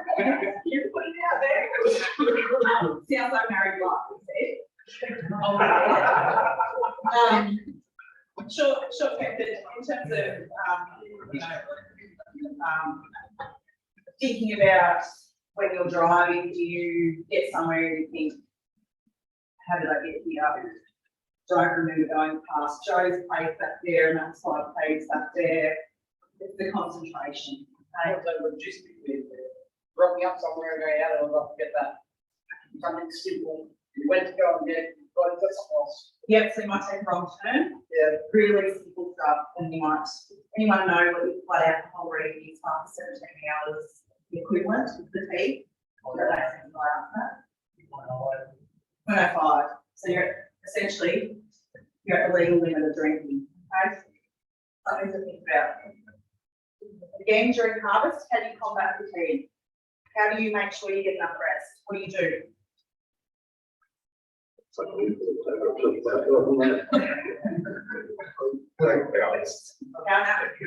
Yeah, so sleep is the only answer to fatigue, but how do you get good sleep? Tell me some of the things you do to make sure that you get good sleep. Sorry. You tell me we're both. So my husband's a shift worker. I know it works for us. What works for you? We'll see if they match. We'll talk about it. Which is hard during harvest. Very hard. Eat well, full belly. Yep, the sleep tends to be more comfortable. Keep hydrated. Yep. Not with alcohol. Sorry. Not with alcohol.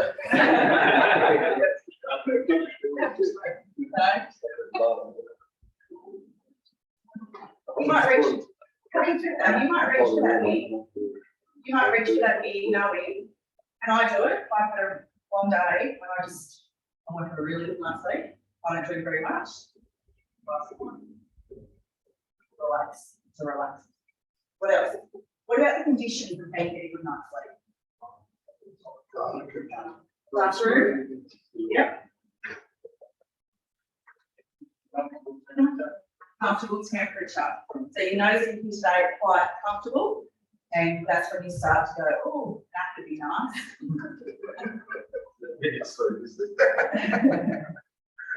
You've got family, you can try to organise for kids to be able to come and run away, things like that. Good, good, so far. Silent staff room, still belly. Alcohol.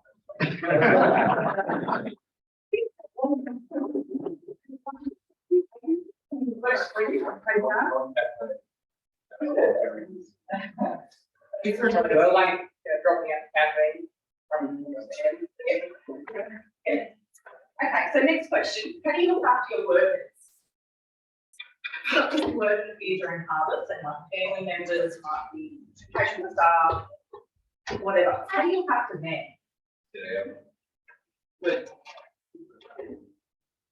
Do you think you have a break pattern in that? Yeah, good. I think the biggest thing is like trying to tell young people they don't have to prove it. Like, because I'm trying to do it, so I know in grade friends, Yeah. you have young blokes that say, oh, you know, I can do all these hours, but what's the point if you end up in science somewhere?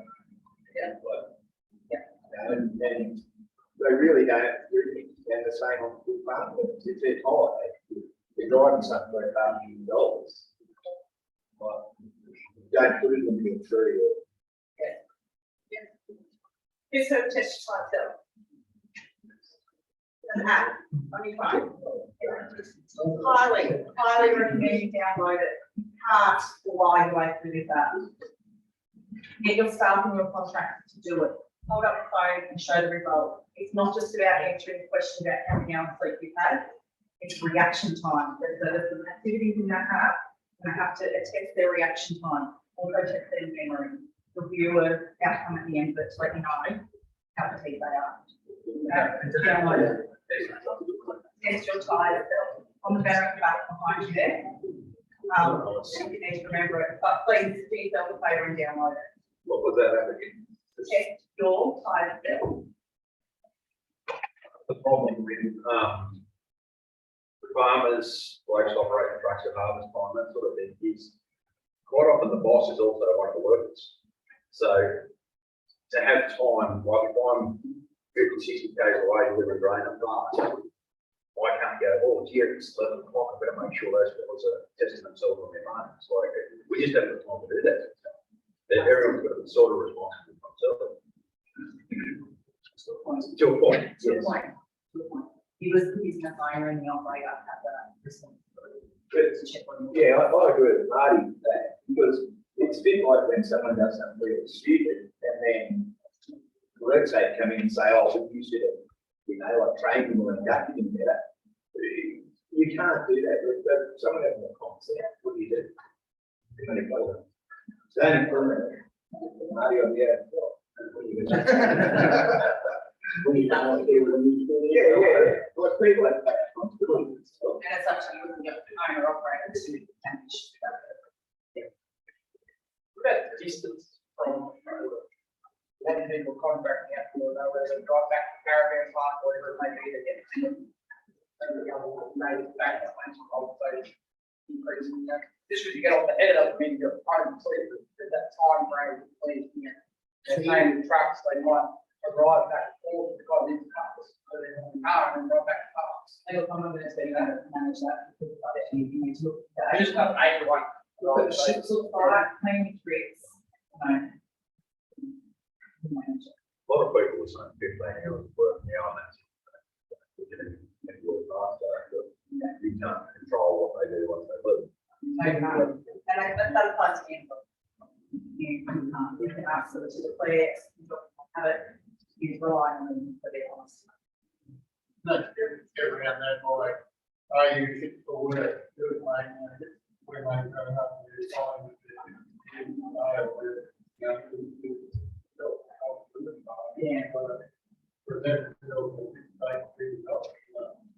one of the behaviour areas I look after is road safety in the workplace. So it's a new initiative on transport where we can come to your workplace and talk to you about road safety, we can talk to your workers. We can assist you to set up all types of management plans. We can set up ways to prompt how to check licenses. But how do you know if one of your workers actually got pulled over by police in the weekend? Not unless they were honest. Yeah, so you need to have all these in place. It's up to you whether you want to talk to me later or we can come to your workplace and talk to you. These days are great because we can talk to you on a call. And there'll be more with it if that comes. But we're here to help. What you can't really stop people from doing the wrong thing. There's a classic example of that was delivering a load of sheep. And he said he'd be there at such and such a time. I rang him up. And I'd obviously woken him up. He was late. And I said, you know, I'm going to be I'll be there in, you know, on the such and such, I'll be there in an hour. I said, that's fine. When he got there, he was that tired. It took him an hour and a half to do a half-hour job. Like the one load of sheep. He was that tired he couldn't open the gates quick enough. And then when he went to leave, I said, oh, well, you have a camp in now, mate. You'll stop there for a while. You know, everything's off there off all right. Oh, no, he said, I'll be back at Hamlet at 2 o'clock. And he said, which way do I turn when I go out the gate? He didn't know which way to turn and how do I stop that? What was it? I can't say, mate, look, still not fit to drive. You're not fit to walk, let alone drive. We can. How? Have that conversation. Say, mate, do you think this? I said, mate, look, you've got to have a sleep, mate. I said, and he said, he knew him, he said, I've been out of the house 2 days. And I woke him up when he was late, he was coming down, and he was only an hour away, but he was asleep. He pulled over and had a sleep. But I mean, you know, oh, right, I'm late, oh, okay, mate, I'll come and do it. I mean, well, he could have said then, no, I'm having 2 hours sleep. But I mean, I can't stop him unless I physically tie him to the bloody ground. I can't stop him. Can't stop him if you could bring a company to work for him, if you've got an idea. He doesn't work for a company. It's his truck. I'm sure he'd love a phone call. If you let that driver go, you fall under the track responsibility. I know. So these guys pay that, they don't have performance or next. But just bear in mind, if you let the driver alone and go, you're just as bad as he is. He wasn't loaded, he was unloaded, he was going somewhere, but I mean, other than physically disabling his truck or him, I can't stop him. Brings, you can report it. Yeah, and document it, so that's. Where do I report him to? You? Yeah, bring triple R's. If he's that bad, you can't see it, right? Bring triple R's. Oh, yeah, he could have it. He's the worst, I'll admit he was the worst I've ever seen, but The regulating laws talk about that. so then I've covered my responsibility if I really come out. Absolutely. Just like, yeah, this place, I don't need to. So the last thing I just want to mention is seatbelt. Such a beautiful safety device. Please wear them. The main fatality, warrant, on fire, on path, slippery conditions, no seatbelt, slipped into a irrigation channel onto the roof. Most things that won't happen to you. I got on Facebook last night to find out that was a friend's dad. You're gonna watch Sam's story. Exactly what I've just said. You think it's not gonna happen to you, think again. Because anything is gonna happen to you. Not even confronting videos, no trigger warning, nothing like that. It's just a really good reminder there, please use it. And before I get rail safety week, If any of you have got rail crossings on your farms, we have these with us. Some of you may know that we've been doing an initiative. We've been posting these out to farmers across the region. Just as a reminder, we don't need to talk about how that came about because we all know. We've got the with us today and all the Got it.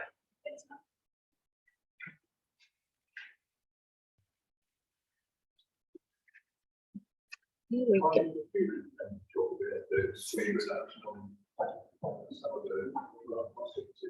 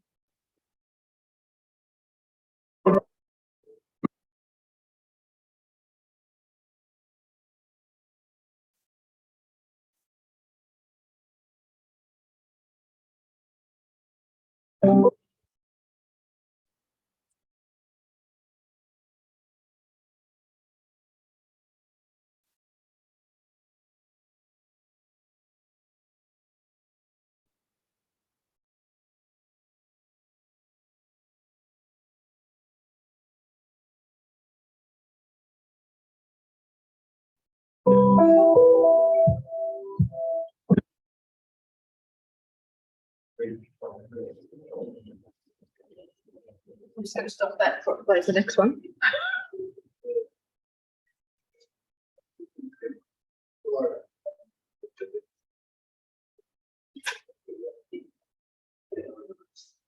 you want anything else to do it? Oh, it's good. Make sure you have the signs. Yep. Moving on, and Robbie's online now, so compliance, which would lead in from the COR question we just had. Rob, I'll hand over to you. Do you want me to drop the slides? Thanks, Melanie. Yes, if you got the slides up, that'd be great, please. Yep, I can drop the slides. There you go. Thank you very much. Good morning, everyone, and thanks very much for the opportunity to talk to everyone here today with the grain harvest pending. My name is Robbie Wilson. I'm the Manager Operational Services with the National Heavy Vehicle Regulator.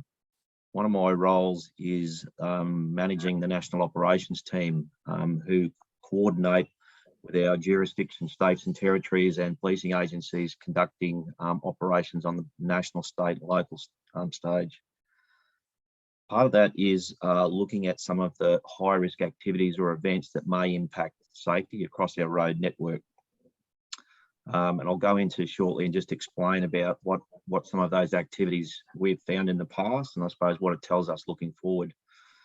Just before I go on, for those of you who don't know, as of 1 August, the New South Wales transport inspectors, a part of the National Harmonisation Project with the regulator, transitioned over to the National Heavy Vehicle Regulator, and I believe a few of the senior safety compliance officers are there today.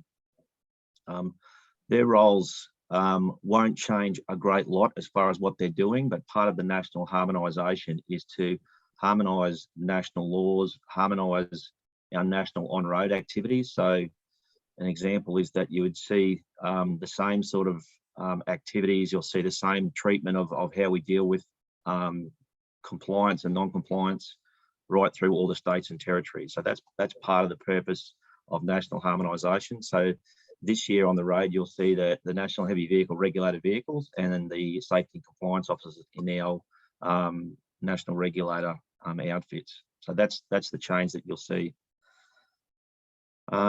I'll go into the slides. If we can click on the first slide, Mel, please.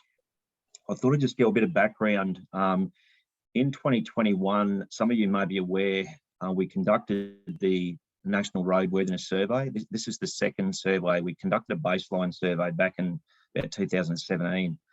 The purpose of the survey was to look at across our fleet. We took sample sizes of all the different vehicles and looked at how the national fleet was, I suppose, changing and what are the defect rates.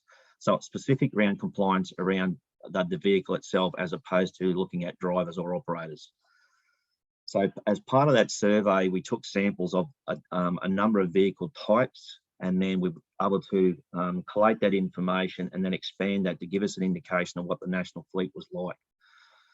So during that survey, it was over 3 months, we intercepted and inspected over 8,000 vehicle combinations, and I think around about 13,000 vehicle units. 75% of those passed inspection, so there was no non-compliance detected, which is a significant increase from back in 2016. The lowest rate for conformity, so the highest non-compliance, was in rigid trucks, which was just up from 48%. So significantly non-compliant was the rigid truck component of the fleet. So those of you who have that type of vehicle in your fleet, the purpose of today is to provide some feedback and information back to industry to say this is what we're seeing, and the likelihood that if you have a rigid vehicle in your fleet, and I'll talk about age shortly, it is likely to a high likelihood of having a non-compliance as far as a defect. During the inspections, we did brake tests on vehicles using what we call a vehicle inspection trailers and over the pits. Brakes remain one of the most common defects at 14%. So again, quite concerning as far as that componentry in the vehicles. I'll just move forward. Next one, please, Mel. So age and non-conformity, probably no surprise, the correlation between the age of a vehicle and the likelihood of having defects. So the relationship, as you can see from the graph there, of hauling units and trailers, the likelihood of having a defect increases with age. And when you get to around that 12-year mark, as we found out, there's a significant increase in the likelihood. So if it's a vehicle, for example, if it's a rigid vehicle and it's over 12 years of age, there's a higher likelihood that there will be some form of defect in there. So the messaging there is, if you have that type of vehicle, we would highly encourage you to look to get servicing and work done on that vehicle to make sure it is safe. Next one, please, Mel. So moving into the grain harvest, in 2021, we conducted a national operation looking at the grain harvest in particular. As you'd be aware, coming out of the drought, we've seen back-to-back fairly significant harvests, and grain prices, as you know, have moved fairly high, although they've pulled back a little recently, but they've been fairly high. So the movement of grain, both from a harvesting perspective in volume and also that's moving on road into ports, has been quite significant. So part of the 2021 activity, we did what we call proactive compliance activities, similar to what we're doing today. So it's trying to get information back to industry to say, this is what we're seeing and these are the areas of risk, these are the concerns we're seeing.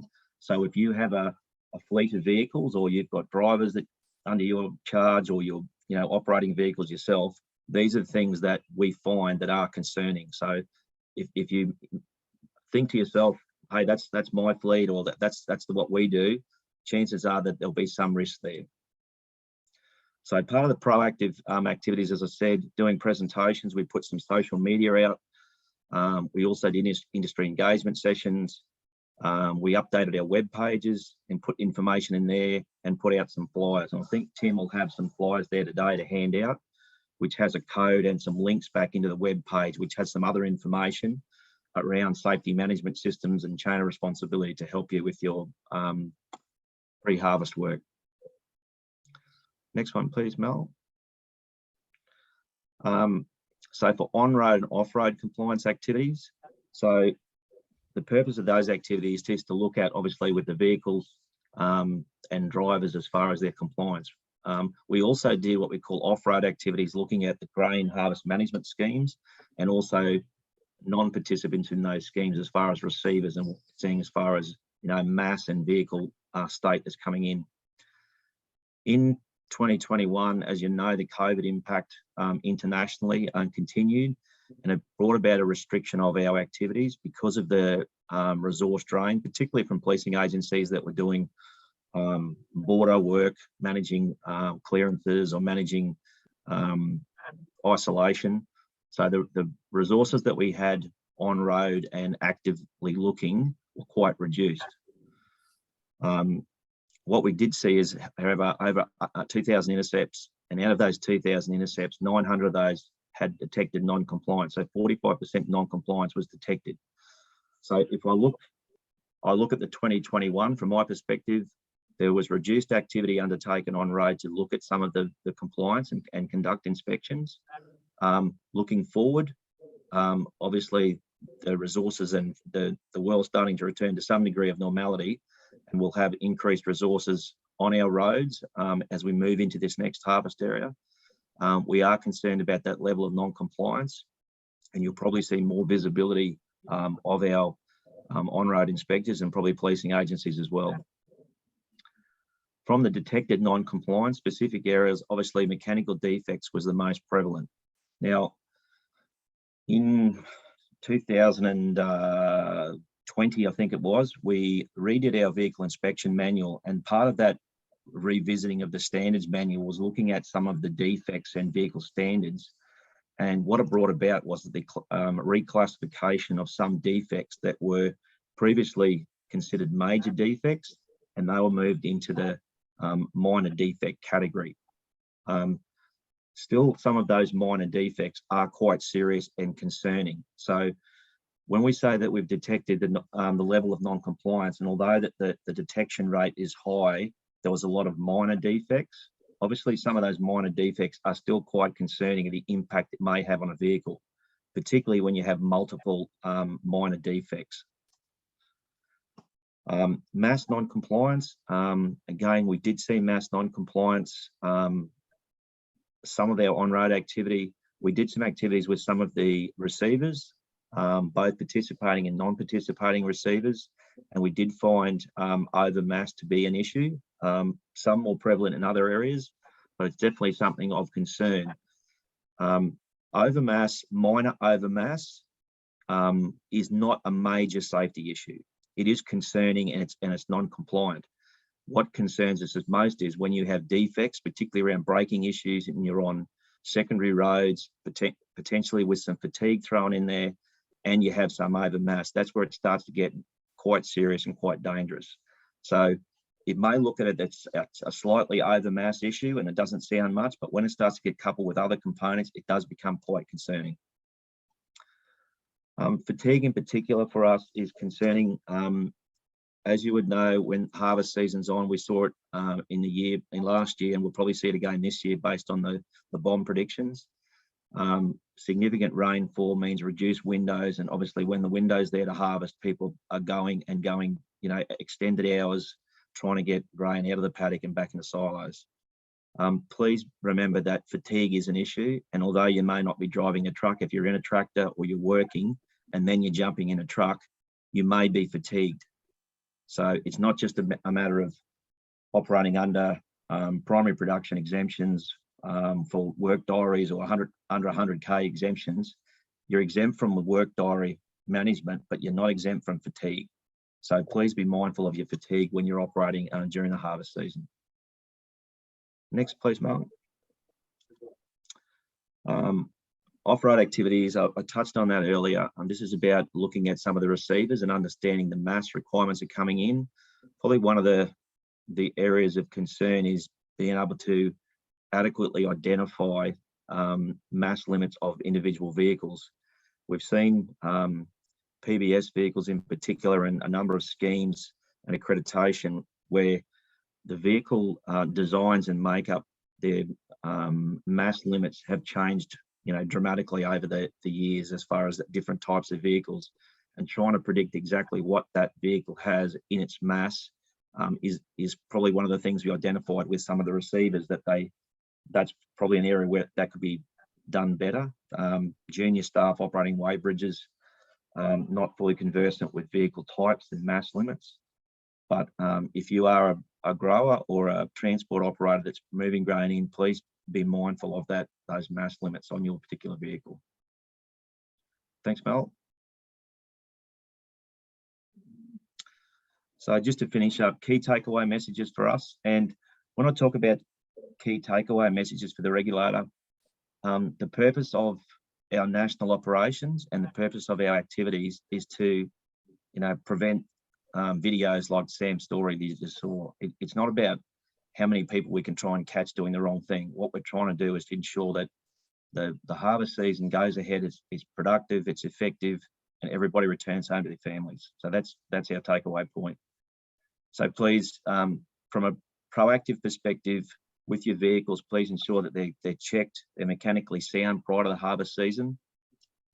From a safety management system, if you're a receiver or you're operating your own property, safety management systems, how do you manage your fatigue or your employees' fatigue to make sure vehicle leaves the farm gate, the person that's operating that vehicle isn't extensively fatigued. Know your vehicle mass limits. I know on-farm mass limits is difficult at times, but you do know that you should know your own mass of your own vehicles and loading out, understand what sort of volume of grain you can put in based on the grain type. Registration and driver's licensing, obviously fairly simple, but we still do find vehicles that aren't properly registered or drivers that aren't appropriately licensed for that vehicle type and combination. So please, again, as a proactive activity, look forward, understand what your registration requirements are and the licensing of your drivers. Travel arrangements too on secondary roads. Again, with the predicted increased rainfall that we're going to likely have, it's going to impact our roads where you're operating vehicles on secondary roads, whether they're dirt roads or dirt bitumen roads. Just be mindful that if you're carrying mass and the roads are wet, just be careful when you're moving those loads around. That's about it from me. I'll throw it open for any questions or any comments. I think you get off scot-free. No hands in the air. Yep. If anyone has any questions, Tim's there, the safety and compliance officer there as well. Please go to them if you have any questions, or if there's something you want to follow up at a later time. I'm more than happy to send me an email or text or ring or whatever. Tim will have the contact details there. Thanks, Robbie. Thank you very much, everyone, and good luck with the harvest.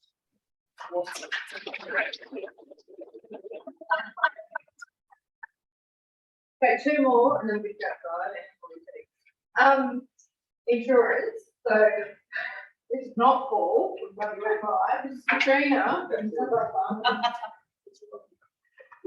So, for those who don't know, New South Wales Farmers has a very close working relationship with WFI Insurance. Thank you. Paul Joe would normally be here. We actually paid the clearing out of the joint marketing fund that New South Wales Farmers and WFI have for their different single growers. So Paul would normally be here. This is, I guess, another safety health warning is if you think that something's not right with your body, don't let it go. Listen to your body, go and see a doctor. Paul ended up with burst appendix, went septic, went very, very bad. 3 months later, he still can't wear a mask. So he's not here today, working from home. So please, get yourself checked out, but everything that you should be in, mainly men and farmers, but also men and women. This is your body, get it checked out. I'll also want to just touch on a couple of things. Surplus farmers have regular meetings with transport, great working relationship with Safe Work. With parts with Mel and with Trish and with Marty with the police. You know, we've formed a really great working relationship. So I would hope that all of the growers and drivers and everybody in the area will come to one of us if you have any issues that you see or that you have to highlight it, to raise it. Because yeah, we're all here to help you guys. Just on the railway crossings too, it's just been announced that at Rivery and at Narromine, there will be a trial with two level crossings with LED flashing lights. So if you happen to go through Rivery and notice those, just get your feedback on what you think. And also anyone that goes up there in the Narromine area. And that's another initiative following the fatality down there. So yeah, it's good to see some things happening over there. Focus everything. Yeah, look up on it, I guess. Also with the rebates, so we've mentioned the $1,000 rebate. Also, there's a quad bike rebate as well. So hopefully most of you know about that. $2,000 rebate if you have a quad bike and you want to buy side by side, $500 back on the drone, $600 back on the roller and inspection bikes, that sort of stuff. So same sort of principle. You can do a webinar, buy your safety feature, and then claim a rebate. So if you've got any questions, come and see me about that. We've actually registered this deck, so they will count. If we can record your details today, they will count, and you'll get to over that. Great. So both the quad bike, yeah, both the quad bike safety rebate and the all business safety rebate. So that's a really good thing. The only thing I would say about side by side, for anyone that's replacing quads or buying side by sides anyway, please think about wearing a seatbelt. We've had really bad accidents and fatalities with rollovers and side by side. So they're no safer than a quad unless you put a seatbelt on. So please think about wearing seatbelts, both in vehicles and side by sides on farm. It's like getting farmers to wear helmets. I know nobody wants to do it, but please think about doing it because yeah, you can't replace things. We'll replace a lot of things and we can, you know, we'll get the job done, but we can't replace it. So I did promise Paul that I would quickly run through WFI's presentations and quickly just because they are great people to know. They're one of the few insurers that will come on farm and you know have a look at what you do and how you do it and do that. As we know, insurance has gone through the roof with everybody, so it's also very worthwhile getting quotes when you time for renewal. So if you're interested in getting a quote from the WFI, come and see me. I'm not going to go through the whole of the history. They've been around for a long time. They're now part of the IAG group, but still operating as WFI in their own model. They've got a lot of plans, and I guess this is the main thing. They do have commercial. I'll go through the list and then I'll put through the slides. So they've got commercial, trade, rural, crop insurance. So they do crop insurance, commercial strata, residential strata, private plan, and landlord plan. So they've got a whole suite of insurance plans.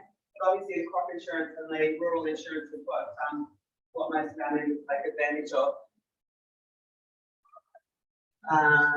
Yep, they do all of that.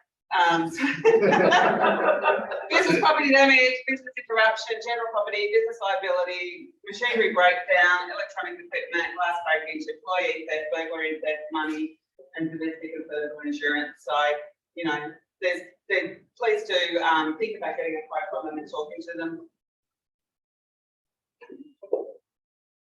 So in their rural plans, they all do the property damage, loss of income, general property, farm transit, legal liability, machinery breakdown, electronic equipment, and burglary and theft. So if you're a member of the Southwest Farmers and you find yourself with a WFI insurance policy, you can get a rebate on your membership based on the amount of premiums that you pay. We get a commission, you get part of that back. So it's a great working relationship that we have. it helps pay for a lot of the activities that we do on the ground and have to maintain. So the 7 regional managers in New South Wales, which I'm one, and our relationship with BeRoadReadyForHarvest is a major part of that. So we thank them for today, and so the catering and for today is proudly brought to you by BeRoadReadyForHarvest Insurance and Farmers.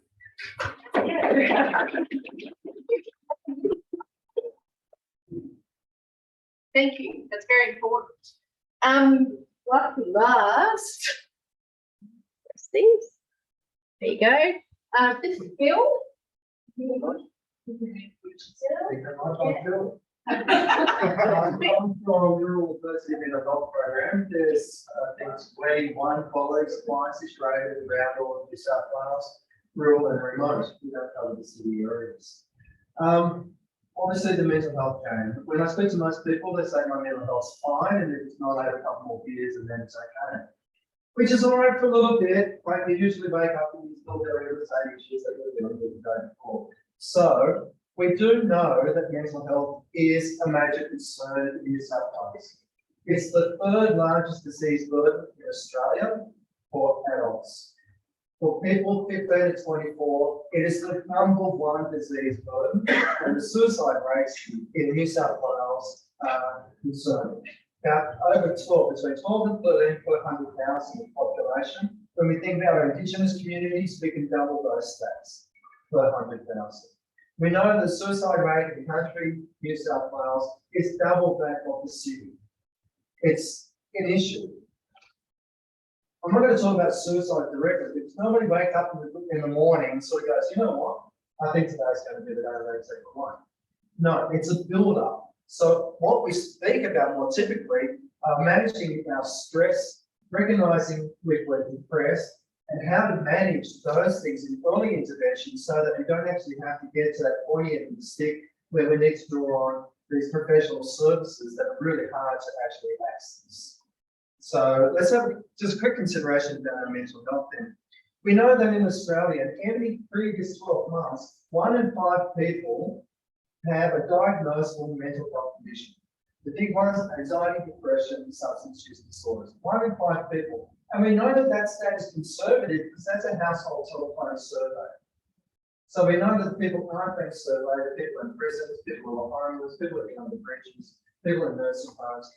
They're not even considered in these stats. And we've still got 1 in 5 people. When we think about the people who access the help they need, we know that 55% of people will actually get professional help. 40% of guys will get professional help. And for guys, after the first appointment, 26% of those people drop out. So we're not real good at actually getting the help at that pointy end of the stick, which is why it's really important to look after ourselves early. So how do we know that we're starting to slide in terms of being well to coming down to somewhere where we're really unwell? It's probably easier to pick it up with your friends, your family, your mates, or sit with them. But if we can each do that for each other, if we can pick up our mates and ask our mates to pick it up for us, then we'll be okay. What we look for is the changes from what is that person's baseline normal. Changes in thoughts, feelings, and behaviours that will also reflect in our bodies. But let's just focus predominantly on thoughts, feelings, and behaviours. So if you've got a mate and he's thinking now, and you start to hear you articulating things like, what's the point? I can't do this anymore. I've already soaked 3 times and it's all because of bloody water. I'm not going to do this anymore. They're triggering words and language. When you start to hear expressions of hopelessness, pointlessness, no future, then you have a conversation and say, mate, it sounds like you're doing it really tough. How are you actually going? I'm not talking about your crop, I'm not talking about your farm. How are you going? Okay, you pick up those warning signs. That's the thing. Feelings. I'm just flat, lethargic. I'm no longer motivated. I don't care anymore. I can't do this anymore. Those sort of feelings, I'm just always feeling sad. I'm always feeling crook. I'm always feeling this funny in the gut. You know, I'm feeling something in here, and I keep going and seeing the GP, and they say there's nothing wrong with me, but I know there's something wrong with me. That could be anxiety. If you feel it in the gut, it's probably anxiety.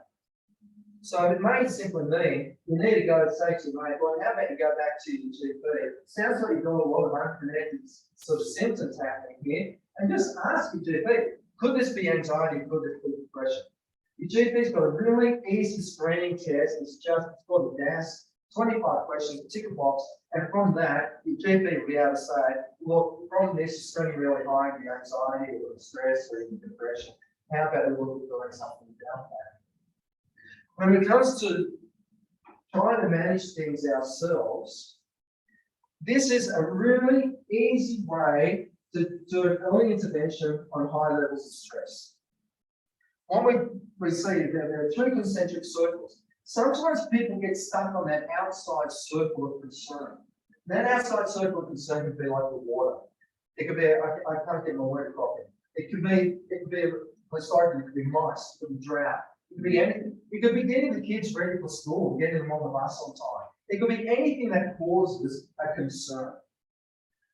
If we get stuck there, I can't get the kids out of bed, I can't get them on the bus, I can't manage this or whatever. If we get stuck there, then what we end up doing is getting exhausted and nothing's actually changed. So what we're going to do is identify the concern, move it to what we can actually influence. So if it's getting the kids ready for school, what can we actually do to make it easier to get the kids ready for school? You know, maybe we've got to start thinking about uniforms the night before, making sure they know where the shoes are. That used to do my head in. What do you mean you can't find your shoes? You had them on last yesterday. It's safe, just don't find your shoes. When my boy came out from school one day wearing one of my ties, I said, oh, for God's sake, come on, you've got to know where your tie is. You had it yesterday. So what we did is I had to figure out what can I influence there. I made sure they had their shoes, their uniform, everything together the night before, so I didn't have to worry about them all morning. It's just trying to problem solve this stuff. Easy to do it when you're in a good headspace, because when you're not in a good headspace, you can't think creatively. Prefrontal cortex shuts down, you can't think creatively, executive function is gone, you can't problem solve, and it becomes an increasing problem. So deal with it early on. That's the influence. And then essentially what we've got to do is figure out what it is that we can actually control. What, when, with whom, how, all those practical questions that we can come to, and then that is your problem solving. That will diminish the stress of the concern. It makes logical sense. And you can probably picture scenarios in your own imagination as I'm discussing. Even if it's just meeting a deadline. Don't like, oh, deadline. What do I do? I suppose I get a start on this. I'll ask someone how I can actually do it. Okay, I'm going to make a start on that this evening. You've got control of concerns about all your stress. Yep. The other thing I want to speak on briefly is intrinsic values. This is essentially stuff that's important to you. Now, it's the inside values. Remember, stuff that's important to me. I'm not talking about you managing your mortgage, managing your debt, managing your property, managing your house. I'm not talking about that stuff. That's in extrinsic values. Think about the stuff that's actually important to you. Because often we get caught up in being so busy doing what we've got to do, we actually forget about ourselves. We forget about our humanity. We forget about our relationships. I spoke to a person who was just so flipping miserable. I said, what do you do for yourself? Well, I don't know, I go to work. No, that's work. What do you do for you? Wasn't doing anything for him. So what did you enjoy doing? I can't remember. This is bridging the conversation. What did you used to enjoy? We used to enjoy playing tennis. Oh, when was your last game of tennis? I think it was about 18. I said, this is crazy stuff. We forget about us because we're so busy with relationships and kids and work and farming and everything else, we forget about ourselves. It's important to occasionally prioritize you. Because if you don't look after your mental health, you will, as sure as hell, look after your sickness. You won't have a choice. So let's look after our well-being instead. A simple thing is, make a list of things that, I used to really enjoy doing this stuff. And then once a week, just pick one of those. Something simple. I was talking to a guy who used to build a hay during the drought down south of Victoria. And I said, how do you have these conversations with these guys you go and visit? He said, I give them a colouring book and colouring pencils. They said, are you serious? He said, yes, because it's something that they can do by themselves, and just colouring in and just gets their head out of the drought. such a simple solution. Just do something for you. Yeah. And if we do it on a regular basis, it just maintains our well-being so that we can actually then do the stuff that we have to do. That's it from me. And of course, there's a whole stack of stuff to tell you about. I know you're all riveting to find out. So you're welcome to come see me up. Anyway.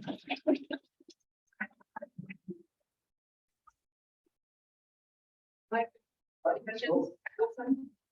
And you know what, we made up all that time, and we got 5 minutes over. Thank you. So I guess to wrap it up, please don't forget to fill in the feedback forms. Now that we've finished, you can do that. And then we'll grab some morning tea, because the lovely ladies are bringing that out now. So grab some morning tea and we'll head outside to chat to all those agencies that you know want to go and see. And have a look at some machinery. I would like to thank everyone that's here that presented or involved in some way putting it together, or funding it, didn't come for the way. And Bob, I haven't mentioned you, but you know, lucky last. Bob, this was an initiative of the Custom Harvesters, how many years ago? 25 years ago. Yeah, I'm sort of broadened it out to pick up more of the farming community. So thank you, Bob, for all the work you've done up to now.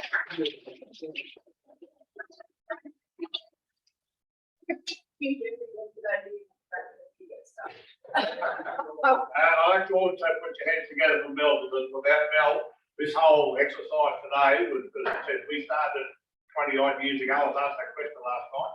Used to run at the showground. We did it. That was purely start to Mommy Peace, a few later inspectors. That's how it all got started. It's just grown from there over the time each time. So I really appreciate from NHBR, Transport New South Wales, Highway Patrol, this over here, all the rest of them. Coming along, I really do appreciate this. They can see what we try to do, and we appreciate what they're doing. So again, thank you very much, and thank you, Mel, for that.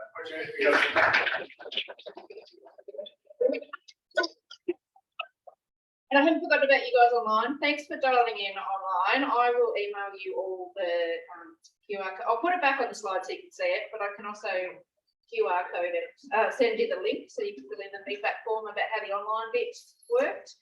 But yeah, thanks so much for coming. I hope it was useful, and definitely take advantage of chatting to everybody outside every morning too. And we've got the machines outside. And we've got the machines outside too. What have we got, Bob? Tell us about what we've got. So can I just find out where the sign-in sheet is? Here. If you haven't signed in the sign-in sheet, can you please do so that we can email you all the stuff that we're going to email you? Can't do it without your email.